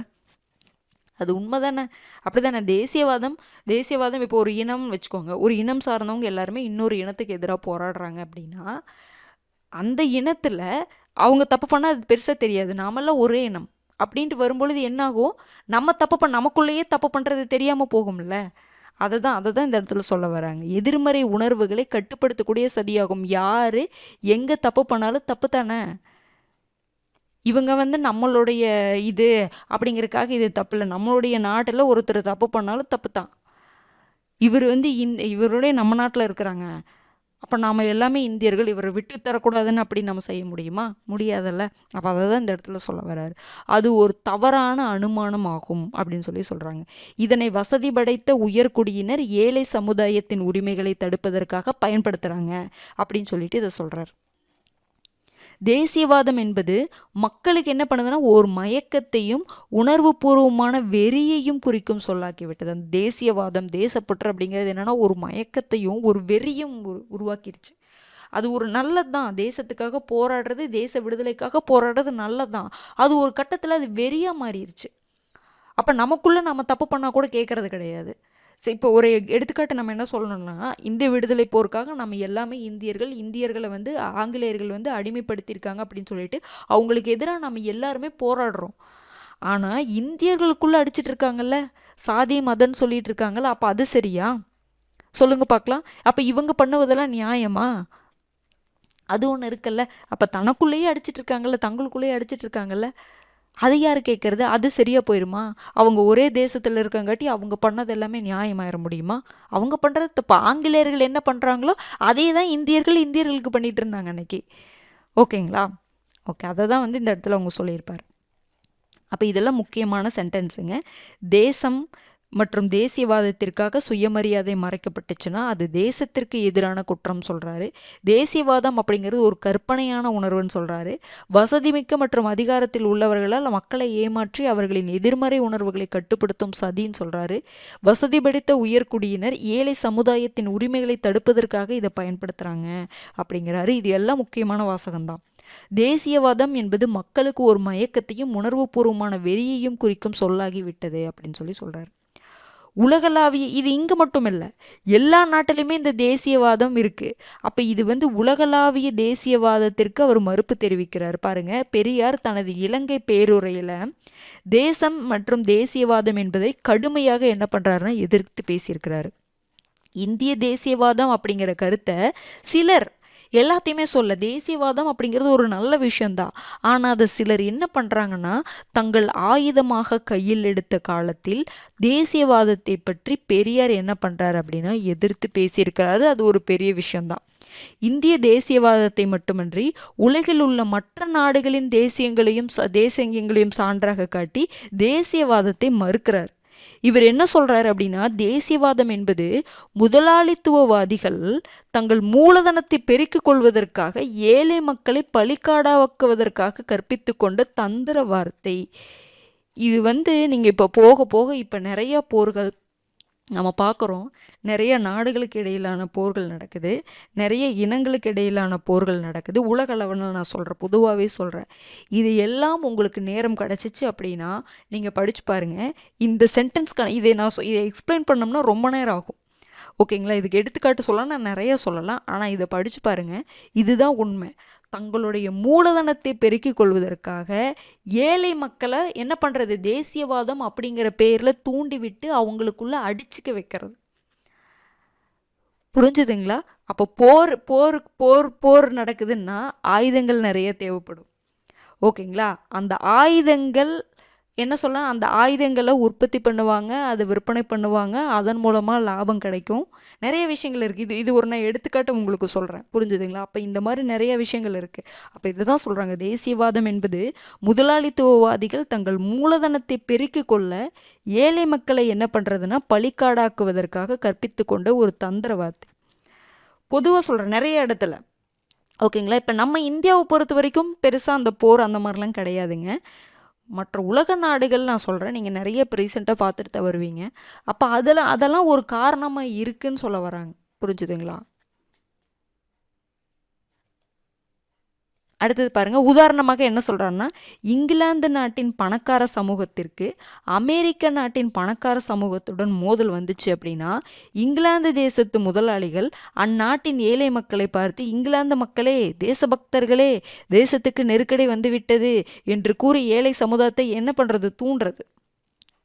இப்போ பாருங்க, அதான் இங்கிலாந்து நாட்டின் பணக்கார சமூகத்திற்கும் பாருங்க எப்படி சொல்கிறாரு பாருங்க, இங்கிலாந்து நாட்டின் பணக்கார சமூகத்திற்கும் அதே மாதிரி அமெரிக்க நாட்டுடைய பணக்கார சமூகத்திற்கும் தான் பிரச்சனை வருது. அப்போ இங்கிலாந்து தேசத்து முதலாளிகள் என்ன பண்ணுறாங்க, ஏழைகளை வந்ததே பணக்கார சமூகத்துக்கும் தான். இங்கிலாந்து தேசத்து முதலாளிகள் என்ன பண்ணுறாங்க, அந்த நாட்டின் ஏழை மக்களை பார்த்து இங்கிலாந்து மக்களே, தேசபக்தர்களே அப்படின்னு சொல்லும்பொழுது நமக்கு ஒரு இது வந்துருமா, நமக்கு நெருக்கடி வந்து விட்டது, நம்ம போராடணும் அப்படின்னு சொல்லிட்டு ஏழை சமுதாயத்தை தூண்டுகின்றனர். நீங்கள் பணக்கார சமூகத்தை தூண்ட வேண்டியதானப்பா, அவங்களுக்குள்ள தானே பிரச்சனை. அப்போ இதை தான் அவர் சொல்ல வர்றார். இவ்வகை பொய்யுரைகள் மூலம் மக்களை சுரண்டி பொருளாதாரத்தை அபிவிருத்தி செய்கிறாங்க அப்படின்னு சொல்கிறாரு. இது நீங்கள் உண்மையாலுமேங்க இந்த வாசகத்தை நீங்கள் இந்த போர் நடக்கக்கூடிய எங்கெங்கெல்லாம் போர் நடக்குதோ அதனுடைய அந்த வரலாறுகளை நீங்கள் படித்து பாருங்கள். இது ஏன் பெரியார் சொல்கிறாங்க அப்படிங்கிறது உங்களுக்கு புரியும். ஓகேங்களா? அடுத்தது பாருங்கள், பல்வேறு தேசிய இனங்களையும் தேசங்களையும் உள்ளடக்கிய நாடு தான் ரஷ்யா. அந்த ரஷ்யாவில் பார்த்தீங்கன்னா எந்த வகையான ஏற்றத்தாழ்வுகள்லாம் கிடையாது, இல்லை என்று கூறி அந்த வகையான புரட்சிக்கு ஆதரவாக நின்றவர் தான் பெரியார். அங்கே ரஷ்யாவில் பார்த்தீங்க அப்படின்னா அந்த காலத்தில், புரிஞ்சுதுங்களா, அங்கே பார்த்தீங்க அப்படின்னா அங்கே நிறையா இனங்கள் இருக்குது, அங்கே நிறையா தேசங்கள் இருக்குது. ஆனால் அங்கே இந்த ஏற்றத்தாழ்வுகள் எல்லா இடத்துல சொல்கிற மாதிரி ஏற்றத்தாழ்வுகளோ தேசியவாதம் அதெல்லாம் பற்றி அங்கே பேச மாட்டாங்க. ஒன்லி அங்கே பொது உடைமைவாதம் தான் அப்படின்னு சொல்கிறாங்க அப்போது. ஓகேங்களா? அடுத்தது பாருங்க, கடவுள், மதம் மற்றும் தேசியவாதம் ஆகியவை அடியோடு அழிக்கப்பட்ட நாடுகளில் பணக்கார கொடுமையும் இல்லை, சோம்பேறி வாழ்க்கையும் இல்லை, பட்டினி கஷ்டமும் உயர்வு தாழ்வு நிலையும் காணப்படவில்லை அப்படின்னு சொல்கிறாங்க. இப்போ பார்த்தீங்கன்னா ஏன் இவர் இதை இப்படி சொல்கிறாரு? கடவுள், மதம், தேசியவாதம் இதெல்லாம் அடியோடு அழிக்கப்பட்ட நாடுகளில் பணக்கார கொடுமை இருக்காது, ஏற்றத்தாழ்வு இருக்காது, சோம்பேறி வாழ்க்கை இருக்காது, பட்டினி கஷ்டம்லாம் இருக்காது அப்படின்னு சொல்லி. ஏன்னா கடவுள் பெயரை சொல்லி தான் வேறுபாடு காட்டுறாங்க, மதத்தின் பெயரை சொல்லி தான் வேறுபடுத்துகிறாங்க. இதெல்லாம் நல்ல கடவுள், மதம் அதெல்லாம் உண்மையிலுமே கடவுளை நம்புகிறோம். சில பேர் நம்புகிறோம், சில பேர் நம்பாமல் இருக்கிறோம். அது அவருடைய இது கிடையாது. ஏன் இதையெல்லாம் அழிக்கணும்னு சொல்கிறாருன்னா, நீ கடவுள்னு சொல்லி தானே நீ வேறுபடுத்துகிற, எல்லாத்தையுமே மதம்னு சொல்லி தானே அதன் அடிப்படையில் தானே வேறுபடுத்துகிற, தேசியவாதம் சொல்லி தானே வேறுபடுத்துகிற மக்களை. அப்போ அதனால் இதையவே அழிக்கணும் அப்படின்னு சொல்கிறார் அவர். புரிஞ்சுதுங்களா? இப்போ நம்ம எல்லாருமே நிறைய பேருக்கு நம்ம கடவுள் நானும் கடவுள் நம்பிக்கை எனக்கும் இருக்குது, எல்லாத்துக்குமே இருக்குது. ஆனால் இவர் சொல்லக்கூடியது இந்த பெயரால் இந்த வேறுபாடு வருதில்ல, இதனால தானே இந்த வேறுபாடு வருது, அதனால் இதை அழிக்கணும் அப்படின்னு சொல்லிட்டு அவர் சொல்லியிருப்பார். ஓகேங்களா? அது போன்ற நாடுகளில் கடவுள், மதம் மற்றும் தேசப்பற்று ஆகியவை இல்லை. அங்கே மாதிரி ரஷ்யா மாதிரி நாடுகளெல்லாம் இதெல்லாம் இல்லை அப்படின்னு சொல்கிறாங்க. அதனால் அங்கே மனித சமூக சமத்துவ சமுதாயமே அங்கே இதெல்லாம் இல்லாதனால தான் அங்கே சமத்துவ சமுதாயம் இருக்குது அப்படின்னு சொல்லிட்டு அவர் சொல்கிறாரு. புரிஞ்சுதுங்களா? இதெல்லாம் இப்போ சொன்னது எல்லாமே நான் எதுவுமே சொல்லலைங்க, அவர் சொன்னதான் நான் சொல்கிறேன். ஓகேங்களா? அங்கு பணக்காரன், ஏழை, முதலாளி, தொழிலாளி, அதிகாரி, குடிமக்கள் என்கிற பாகுபாடெல்லாம் அங்கே கிடையாது. இதெல்லாம் இல்லாதனால வேறுபாடு காட்டல அப்படின்னு சொல்கிறார். ஓகேங்களா? பணக்காரன், ஏழை, முதலாளி, தொழிலாளின்ட்டு இல்லை. இதுக்கெல்லாம் காரணம் இல்லை. என்னென்னா அங்கே இதெல்லாம் இல்லை, யாருமே யாரையும் வேறுபடுத்தலை. அதுக்கு காரணம் அங்கே கடவுளோ மதமோ தேசப்பற்று அப்படிங்கிற மாதிரிலாம் எதுவுமே கிடையாது அப்படின்னு சொல்கிறாங்க. மேன்மக்களுக்கு சமத்துவ விரும்பிகளும் கடவுள் மற்றும் தேசிய விவாதத்திற்கு முன்னுரிமை தரும் தேசத்திற்கு சமமானவர்கள் அல்ல. உலகில் உள்ள அனைத்து தேசங்களையும் அனைத்து தேசியங்களையும் கடுமையாக எதிர்த்தது போல இந்திய தேசியம் என்பது பல்வேறு தேசிய இனங்களை பல்வேறு தேசங்களை இணைத்து உருவாக்கப்பட்ட ஒன்று. அந்த இணைப்பு ஒரு சிலரின் ஆதிக்கத்திற்கு கருவியாக இருப்பதால் அதை என்ன பண்றாருன்னா பெரியார் அந்த இந்திய தேசியவாதத்தையும் அவர் எதிர்க்கிறாரு. இந்திய தேசம் அப்படிங்கிறது நிறைய இனங்களை நிறைய தேசியங்களை இணைத்து உருவாக்கப்பட்ட ஒரு விஷயம்தான். ஆனால் ஒரு சிலருடைய ஆதிக்கத்திற்கு அதுவும் கருவியாக இருக்கிறதுனால அந்த இந்திய தேசியவாதம் அப்படிங்கிறதையும் அவர் எதிர்க்கிறாரு. ஏன்னா இது எல்லாம் ஓகே தான், தேசியவாதம், கடவுள், மதம் இது எல்லாமே இருக்குது, ஓகே, நல்ல விஷயத்துக்காக பயன்படுத்தினா சரி. ஆனால் இந்த விஷயத்த நம்ம கடவுள் மேலே நம்பிக்கை வச்சுருக்கிறோம், மதத்தின் மேலே நம்பிக்கை வச்சுருக்கிறோம், தேசப்பற்று நம்மக்கிட்ட இருக்குது, இதையெல்லாம் வச்சு இந்த நம்பிக்கையை வச்சு நம்மளை என்ன பண்ணுறாங்கன்னா வேறுபடுத்துகிறாங்க. இதுதான் தப்புன்னு அவர் சொல்ல வர்றாரு. புரிஞ்சுதுங்களா? தேசியவாதத்தை அவர் தப்புன்னு சொல்ல, தேசியவாதத்தை வச்சு நம்மளை என்ன பண்ணுறாங்கன்னா ஏமாத்துறாங்க. கடவுள் நம்பிக்கை தப்பு அவர் சொல்ல, கடவுள் நம்பிக்கை இருக்கிறதுனால மக்களுக்குள்ள அந்த ஒரு பிரிவு, ஏன்னா ஒவ்வொருத்தரும் ஒவ்வொரு கடவுளை நம்ம நம்புவோம், அப்போ என்ன ஆகுதுன்னா அப்போ பிரிவினையை ஏற்படுத்துகிறாங்க அந்த நம்பிக்கையை வச்சு அப்படின்னு சொல்லிட்டு அவர் சொல்கிறார். ஓகேங்களா? அவர் என்ன சொல்ல வர்றாருன்னு உங்களுக்கு புரிஞ்சிருக்கும்னு நினைக்கிறேன். அப்போ இதெல்லாம் பாருங்கள், தேசியவாதம் என்பது முதலாளித்துவவாதிகள் தங்கள் மூலதனத்தை பெருக்கிக் கொள்ள ஏழை மக்களை பலிக்காடாக்குவதற்கு கற்பித்து கொண்ட தந்திர வார்த்தைன்னு சொல்கிறாங்க. ரஷ்யாவை பற்றி அவர் சொல்கிறாரு.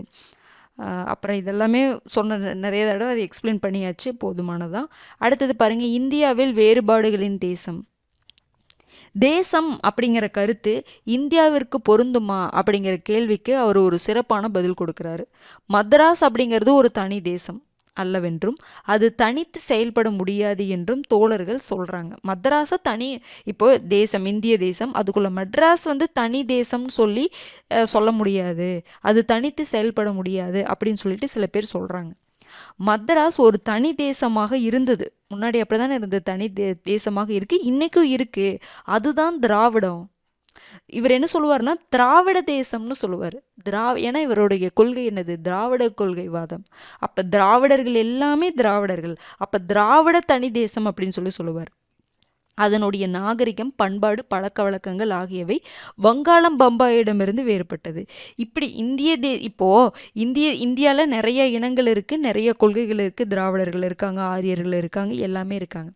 அப்போ நீங்கள் இந்தியாவை ஒரு தேசம்னு சொல்ல முடியாது. ஆனால் திராவிடர் தேசத்துன்னு ஒன்று சொல்லலாம். ஏன்னா இவங்களுடைய பழக்க வழக்கம், பண்பாடு இவங்களுக்குள்ள ஒரே மாதிரி இருக்கும். இந்த பழக்க வழக்கம் வங்காளத்துக்கும் மும்பைக்கு செட் ஆகாது. அப்படிங்கும் பொழுது இது எல்லாத்தையுமே ஒன்று நம்ம என்ன சொல்ல முடியாது, தேசம் சொல்ல முடியாது அப்படின்னு சொல்ல வர்றார். ஓகேங்களா? அவர் என்ன சொல்றாருன்னா, தேசம் அப்படிங்கிறது எப்படி இருக்கணும்னா, ஒரே பழக்க வழக்கங்கள், பண்பாடு, நாகரிகம் ஒரே மாதிரி இருந்துச்சுன்னா அதை வேணால் தனி தேசம்னு சொல்லலாம் அப்படிங்கிற மாதிரி சொல்றாரு. பாருங்க, ஆங்கிலேயர் ஆட்சியால் ஆங்கில மொழி அறிமுகமாகி இருக்கிறது. ஆங்கிலமும் ஆங்கிலேயர் ஆட்சியும் ஒழிந்து ஹிந்தி மொழி வந்தால் அன்றே மദ്രാஸானது ஜெர்மனி, இத்தாலி, பிரான்ஸ் முதலிய ஏதோ ஒரு நாட்டுடன் சேர்ந்துவிடும். இதெல்லாம் அப்படி சொல்றாரு. ஆங்கில ஆட்சியால் தான் ஆங்கில மொழி வந்துச்சு. ஆங்கிலமும் ஆங்கிலேயர் ஆட்சியும் ஒழிந்து ஹிந்தி மொழி வந்துச்சு அப்படின்னா அன்னைக்கே மദ്രാஸ் ஜெர்மனி, இத்தாலி, பிரான்ஸ் முதலிய ஏதோ ஒரு நாட்டுடன் சேர்ந்துவிடும். இந்தியா ஒரு தேசம் என்று சொல்வதை விட, அதெல்லாம் இந்த ஆங்கிலேயர் ஆட்சி காலத்தில் இவர் இது சொல்லிக்கிறாரு. இந்தியா ஒரு தேசம் அப்படின்னு சொல்கிறத விட திராவிட நாடு ஒரு தேசம், ஆந்திர நாடு ஒரு தேசம், வங்காள நாடு ஒரு தேசம் அப்படின்னு சொன்னால் கூட பொருந்தும். நீங்கள் எதன் அடிப்படையில் இந்தியா ஒரு தேசம்னு சொல்கிறீங்க அப்படிங்கிற மாதிரி அந்த கேள்வி அப்போ அந்த காலகட்டத்தில் கேட்குறாரு அவர். இந்தியா ஒரு தேசம் அப்படின்னு சொல்கிறத விட திராவிட நாடு ஒரு தேசம், ஆந்திர நாடு ஒரு தேசம், வங்காள நாடு ஒரு தேசம் அப்படின்னு சொன்னால் கூட பொருந்தும். உதாரணமாக திராவிட நாட்டை எடுத்துக்கொண்டா, திராவிட நாடு என்ற தனிப்பட்ட பண்பாடு, கலை, மொழி, நாகரிகம் மற்றும் ஆட்சியின் கீழ் ஆயிரக்கணக்கான வருடங்கள் இருந்து வந்ததென்ற சரித்திரம் கூறுவதை யாராலும் மறைக்கப்பட முடியாது. மாறுபட்ட ஆட்சிகளின் கீழ் இருந்து வரும் ஒரு நாட்டை ஒரு தேசம் என்று சொல்லி எல்லா மக்களையும் ஒன்றுபடுத்தி அந்நியனிடமிருந்து விடுதலை அடைந்த பின்னர் ஒரு கூட்டத்தார் மற்றொரு கூட்டத்தை ஆளலாம் என்றால் இதை யார் ஒப்புக்கொள்வார்கள்? அதாவது ஒரு பகுதிக்கு ஒவ்வொரு அடையாளம் இருக்கும், மொழி இருக்கும், நாகரிகம் இருக்கும், பண்பாடு இருக்கும். அப்போ என்ன சொல்கிறாரு பாருங்க, மாறுபட்ட ஆட்சிகளின் கீழ் ஒவ்வொரு பக்கத்தும் ஒவ்வொரு ஆட்சியில் இருக்குது. மாறுபட்ட ஆட்சிகளின் கீழ் இருக்கக்கூடிய ஒரு நாட்டை ஒரு தேசம் அப்படின்னு நீங்கள் சொல்லிட்டு எல்லா மக்களையும், இங்கே இருக்கக்கூடிய எல்லா மக்களையும் ஒன்றிணைத்து அந்நியனிடமிருந்து விடுதலை அடைஞ்ச பின்னாடி நீங்கள் என்ன பண்ணணும்னு நினைக்கிறீங்க? ஒரு கூட்டத்தார் மற்றொரு கூட்டத்தை ஆளணும்னு நினைக்கிறீங்களா? உங்களுக்கு ஏன்னா இங்கே வேறு வேறு எண்ணங்கள், வேறு வேறு பழக்க வழக்கங்கள், வேறு வேறு பண்பாடுகள் கொண்ட ஒரு பகுதியாக இங்கே இருக்குது. அப்போ உங்களுக்குள்ளே நீங்கள் மற்றொரு கூட்டத்தை ஆளலான்னு பிரிட்டிஷார்கிட்ட இருந்து விடுதலை அடைஞ்சதுக்கப்புறம் இந்தியாவுக்குள்ள ஒரு கூட்டம் இன்னொரு கூட்டத்தை ஆளலான்னு நினைக்கிறீங்களா? இதை யார் ஒப்புக்கொள்வாங்க அப்படிங்கிற மாதிரி அவர் கேட்குறாரு. அதுக்காக தான் நீங்கள் தேசியவாதங்கிற கருத்தை இது பண்ணுறீங்களா அப்படிங்கிற மாதிரி கேட்பார்.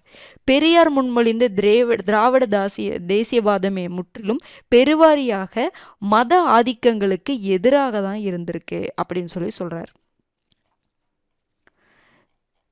ஓகேங்களா? ஏன் இப்படி சொல்கிறாரு அப்படின்னு சொல்லியிருப்பாங்க. சரி, மொழி கொள்கையில் அவர் என்னென்ன பண்ணியிருக்காருன்னா, அவரவர் மொழியை காப்பாற்றிக் கொள்வதற்கு அவரவருக்கு ரைட்ஸ் இருக்குது. இந்த உரிமை திராவிட சமதர்ம குடியாட்சியில் பாதுகாக்கப்படும். எந்த ஒரு மொழியும் மற்றொரு மொழி பேசுபவர் மீது வலுக்கட்டாயமாக திணிக்கப்பட்டு விடக்கூடாது. எந்த மொழியுமே, ஓகேங்களா, நம்ம தமிழ் என்ன மொழி வேணால் பற்றாளர்களாக இருக்கலாம். இன்னொரு மொழி பேசுகிறவங்கள போய் நீ இந்த மொழி தான் பேசணும் அப்படின்னு சொல்லிட்டு திணிக்கப்படக்கூடாது அப்படின்னு சொல்கிறாங்க. பிரிவினைவாதத்திற்கான ஆயுதமாக மொழி பயன்படுத்தக்கூடாது. அதே தான் சொல்கிறார். எப்படி அந்த தேசியவாதத்தை சொல்கிறார், தேசியவாதம் அப்படிங்கிறது பிரிவினைவாதத்திற்கான ஆயுதமாக பயன்படுத்தக்கூடாதுன்னு சொல்கிறாரு. அதே மாதிரி தான் பிரிவினைவாதத்திற்கான ஆயுதமாக மொழி பயன்படுத்தப்படக்கூடாது. இவங்க வேறு மொழி பேசுகிறாங்க, அவங்க வேறு மொழி பேசுகிறாங்க, நீங்கள் வேறு நாங்கள் வேறு அப்படிங்கிற அந்த ஒரு ஆயுதமாக பயன்படுத்தப்படக்கூடாது. மக்களின் அனைத்து தேவைகளுக்கும் மத்திய அரசாங்கத்தை சார்ந்திருப்பது எதனையும் வெளிப்படுத்தாது அப்படின்னு சொல்கிறாரு. ஒருவேளை மொழியானது தேசியமயமாக்கப்பட்டால் மக்களுக்கு அதனால் பட்டினியிலிருந்து விடுதலை கிடைக்குமா? மொழி பிரச்சனை வருதுல்ல, அதாவது என்ன சொல்கிறாங்க அப்படின்னா, ஒரு மொழி பேசுகிறவங்களுக்குள்ள சண்டை வருதுன்னு வச்சுக்கோங்க. ஒருவேளை மொழியானது தேசியமயமாக்கப்பட்டுச்சு அப்படின்னா மக்களுக்கு அதனால் பட்டினியிலிருந்து விடுதலை கிடைக்குமா? பாருங்கள், தெளிவாக கூறுவதில் தமிழ் உழைப்பாளர்கள் தமிழ் பேசும் முதலாளிகளாலேயே சுரண்டப்படுகின்றன அப்படிங்கிற மாதிரி சொல்கிறேன். நமக்கு இருக்கிற பிரச்சனை மொழி சார்ந்து அந்த வேறுபாடு பிரச்சனை கிடையாது. தமிழ் மொழி பேசுகிறவங்க தான் தமிழ் உழைப்பாளர்களை தமிழ் பேசும் முதலாளிகள் தான் என்ன பண்ணுறாங்க, சுரண்டுறாங்க. இங்கே பிரச்சனை வேறுபாடு, இங்கே பிரச்சனை வேறு அப்படின்னு சொல்லி அவர் சொல்கிறார். ஓகேங்களா. விடுதலை அப்படிங்கிறது அன்னைக்கு பாருங்க, ஆங்கிலேயர்கள் நம்மளை வந்து அடிமைப்படுத்தினாங்க, ஓகே தான், அது ஒரு பெரிய பிரச்சனை தான். அதை விட பெரிய பிரச்சனை என்னென்னா நமக்குள்ளே நம்ம சண்டை போட்டுட்டு இருந்தோம், அது ஒரு பெரிய பிரச்சனை. நமக்குள்ளேயே நாம் பெருசு, நீங்கள் வந்து அந்த ஏற்றத்தாழ்வுகள் இருந்துச்சு அப்படிங்கிற மாதிரி சொல்கிறாங்க. அதுதான் தமிழ் உழைப்பாளர்கள், தமிழ் பேசும் முதலாளிகளையே தான் என்ன பண்ணுற, முதலாளிகளாலேயே சுரண்டப்படுகின்றனர் அப்படிங்கிற மாதிரி சொல்கிறார். ஓகேங்களா. இவருடைய மொழிக் கொள்கை இது. அடுத்தது சாதியற்ற சமுதாயம், கடைசி டாபிக்கு. பெரியார் தமிழ்நாடு தமிழருக்கே, திராவிட நாடு திராவிடருக்கே அப்படிங்கிற பரப்புரைகள் போராட்டங்களை நடத்துகிறாரு. பொது வேலை திட்டம், பொது செயல் திட்டம், இஸ்லாமுக்கு மதமாற்றம், திராவிட நாட்டு பிரிவினை போன்றவற்றில் பல்வேறு வடிவங்களில் ஆதிக்க சக்திகளை எதிர்த்து போராடினார். இவர் பொதுவாக பார்த்தீங்கன்னா அதிகாரத்துக்கு எதிராக ஆதிக்கம் ஒருத்தர் மேலே இன்னொருத்தர் ஆதிக்கம் செலுத்தக்கூடாது, அந்த ஆதிக்கத்துக்கு எதிராக தான் போராடுறார். ஓகேங்களா. ஒரு முதலாளி ஒரு தொழிலாளி மேலே அந்த ஆதிக்கம் இருக்கக்கூடாது. ஒரு ஆண் ஒரு பெண் மேலே ஆதிக்கம் செலுத்தக்கூடாது. ஒரு பெண் ஒரு ஆண் மேலே ஆதிக்கம், அது எங்கே இருந்தாலும் நான் எதிர்ப்பேன் அப்படின்னு சொல்லியிருப்பார். ஓகேங்களா. அடுத்தது பாருங்க. ஆனால் ஆதிக்க சக்திகள் மிக எளிதாக தமிழ் தேசியவாதம், தேசிய இனம் போன்ற உணர்வுகளை ஏற்றி சில தமிழ் தேசிய தலைவர்கள் மூலமாக மீண்டும் தங்களது ஆதிக்கத்தை தொடரும் முயற்சிகளில் தீவிரமாக ஈடுபட்ட போது ஒரு காலகட்டத்தில் இந்த திராவிட நாடே கூட வேண்டாம், சாதி ஒழிப்பே முக்கியம் அப்படின்னு முடிவுக்கு வந்துட்டாரு பெரியார். அதாவது என்னன்னா, இவர் ஆரம்பத்தில் தமிழ்நாடு தமிழர் கொடுங்க, திராவிட நாடு திராவிடருக்கே அப்படின்னு சொல்லிட்டு பரப்புரை செஞ்சுக்கிட்டே இருந்தார். ஒரு கட்டத்தில் இந்த திராவிடம் தமிழ் அப்படின்னு பண்ணும் பொழுது அந்த தமிழ் பற்று, தமிழ் தேசியவாதம், அந்த மாதிரி கருத்துகள் எல்லாம் சில பேர் தவறாக பயன்படுத்த ஆரம்பிச்சிட்டாங்க. அதனால் அப்போ அந்த தவறாக பயன்படுத்தப்பட்டு அதுவே ஒரு ஆதிக்கத்துக்கு கொண்டு வர ஆரம்பிச்சிருச்சு, ஒருத்தர் மேலே இன்னொருத்தர் ஆதிக்கம் செலுத்துவதற்கு. அதுவே ஒரு மக்களை வேறுபடுத்திடுச்சு. அப்போ ஒரு கட்டத்தில் என்னன்னா, எனக்கு திராவிட நாடே கூட வேணாம்ப்பா, முற்றிலும் இந்த சாதி ஒழிப்பு, சாதி அப்படிங்கிறது ஒழிஞ்சா போதும் அப்படின்னு சொல்லிட்டு அவர் போராட ஆரம்பிச்சிட்டாரு. அவர் சொன்ன இந்த வாசகம் ரொம்ப முக்கியமானது பாருங்க. திராவிட நாடு பெறாவிட்டாலும் சரி, சில ஆதிக்க சக்திகளை ஒழிக்க முடியாவிட்டாலும் சரி, முதலாளித்துவத்தை அழிக்க முடியாது போனாலும் சரி, சாதியை ஒழிக்கின்ற ஒரே காரியத்தை வெற்றிகரமாக செய்து முடித்தால் போதும் என்கிறார். இதெல்லாம் பண்ண முடியலன்னா கூட பரவாயில்லைங்க, இந்த சாதியை ஒழிக்கின்ற ஒரு காரியத்தையாவது நம்ம செஞ்சிடணும், இது ஒன்றே திராவிட கழகத்தின் லட்சிய வெற்றி அப்படின்னு சொல்லிட்டு என்று பெருமை பட்டு கொள்ளலாம் அப்படிங்கிறார். அந்த அளவுக்கு இந்த சாதி வெறியானது திராவிட இனத்தை சின்ன பின்னப்படுத்தி ஆரியத்துக்கு அடிமையாக்கி வைத்திருக்கிறது. அப்போ இதெல்லாம் வேணாங்க, சாதி அழிச்சா கூட போதும், அதை அழிச்சாவே திராவிட கழகத்துடைய இது லட்சிய வெற்றி அப்படின்னு நம்ம சொல்லிக்கலாம் அப்படின்னு அவர் சொல்கிறாருன்னா, அந்த அளவுக்கு என்னங்க சாதி வெறி அப்படிங்கிறது மக்களை சின்னாபின்னப்படுத்தி ஆரியர்களுக்கு அடிமைப்படுத்தி வச்சிருக்குது அப்படிங்கிறாங்க என்று 1950களின் தொடக்கத்தில் அவர் தனது அரசியல் கருத்துக்களை என்ன பண்ணுறாரு, வெளியிடுறாரு. சராசரி தமிழனுக்கு பெரியார் ஒரு கொள்கையாக தான் அவர் இருக்கிறாரு. சமூக சமத்துவம், சுயமரியாதை மற்றும் மொழியின் பெருமையை முன்னிறுத்தும் அரசியலை அவர் வழிநடத்தியிருக்காரு. ஒரு சமூக சீர்திருத்தவாதியாக அவர் சமூகம், பண்பாடு மற்றும் பாலின சமத்துவமின்மை போன்றவற்றில் அவர் கவனம் செலுத்தியிருக்காரு. இதெல்லாம் லைட்டு சின்ன சின்ன பாயிண்ட், அதனால் நான் ரீட் பண்ணிட்டேன். அவர் என்ன சொல்கிறாருன்னா, அவர் மக்கள் தங்கள் வாழ்க்கை துணையை தேர்ந்தெடுக்கும் போது பகுத்தறிவின் அடிப்படையில் தேர்ந்தெடுக்கணும். அவர் பொதுவாக பார்த்தீங்கன்னா பகுத்தறிவுக்கு இம்பார்ட்டன்ஸ் கொடுத்துருப்பார். எதையுமே ஏன், எதுக்கு, இது சரியா தவறா அப்படின்னு சொல்லிட்டு பகுத்தறிவின் அடிப்படையில் செயல்பட வலியுறுத்தியிருக்காரு. பெண்கள் அனைவரும் சுதந்திரமாக இருப்பதுடன் பிள்ளை பெற்று கொடுப்பதற்காக எனும் நிலையை மாற்றி அவர்களுக்கு வேலை, சுயமரியாதை இயக்கம், சடங்குகளற்ற திருமணங்களை ஊக்குவித்ததுடன் பெண்களுக்கு சொத்துரிமை மற்றும் விவாகரத்து செய்யும் உரிமைகளும் வழங்கணும். பெண்களுக்கு சொத்துரிமை கொடுக்கணும், விவாகரத்து செய்யும் உரிமைகள் கொடுக்கணும் அப்படின்னு சொல்லிட்டு அவர் போராடி இருக்கிறார். அவர் மக்கள் தங்களின் பெயருக்கு பின்னாடி இருக்கக்கூடிய சாதி பெயரை கைவிடணும், அதனை குறிப்பிட வேண்டாம் அப்படின்னு சொல்லிட்டு அவர் என்ன பண்ணியிருக்காருன்னா வேண்டுகோள் விடுத்திருக்காரு. 1930களில் பட்டியல் இனத்தவரால் சமைக்கப்பட்ட உணவை பொதுக்கூட்டங்களில் சமபந்தியாக நடத்தி காட்டினார். ஓகேங்களா. சமபந்தியை வந்து நடத்தி காட்டியிருக்காரு. எப்போ 1930. அது என்னதுன்னா பட்டியல் இனத்தவர் சமைத்த உணவை எல்லாருமே உட்காந்து சாப்பிடக்கூடிய அந்த சமபந்தி. காலப்போக்கில் சாதி மத அரசியல் வேறுபாடுகளை கடந்து பெருமதிப்புடன் பெரியார் நவீன தமிழகத்தின் தந்தை என அழைக்கப்படுகிறார் அப்படின்னு சொல்லிட்டு சொல்கிறாங்க.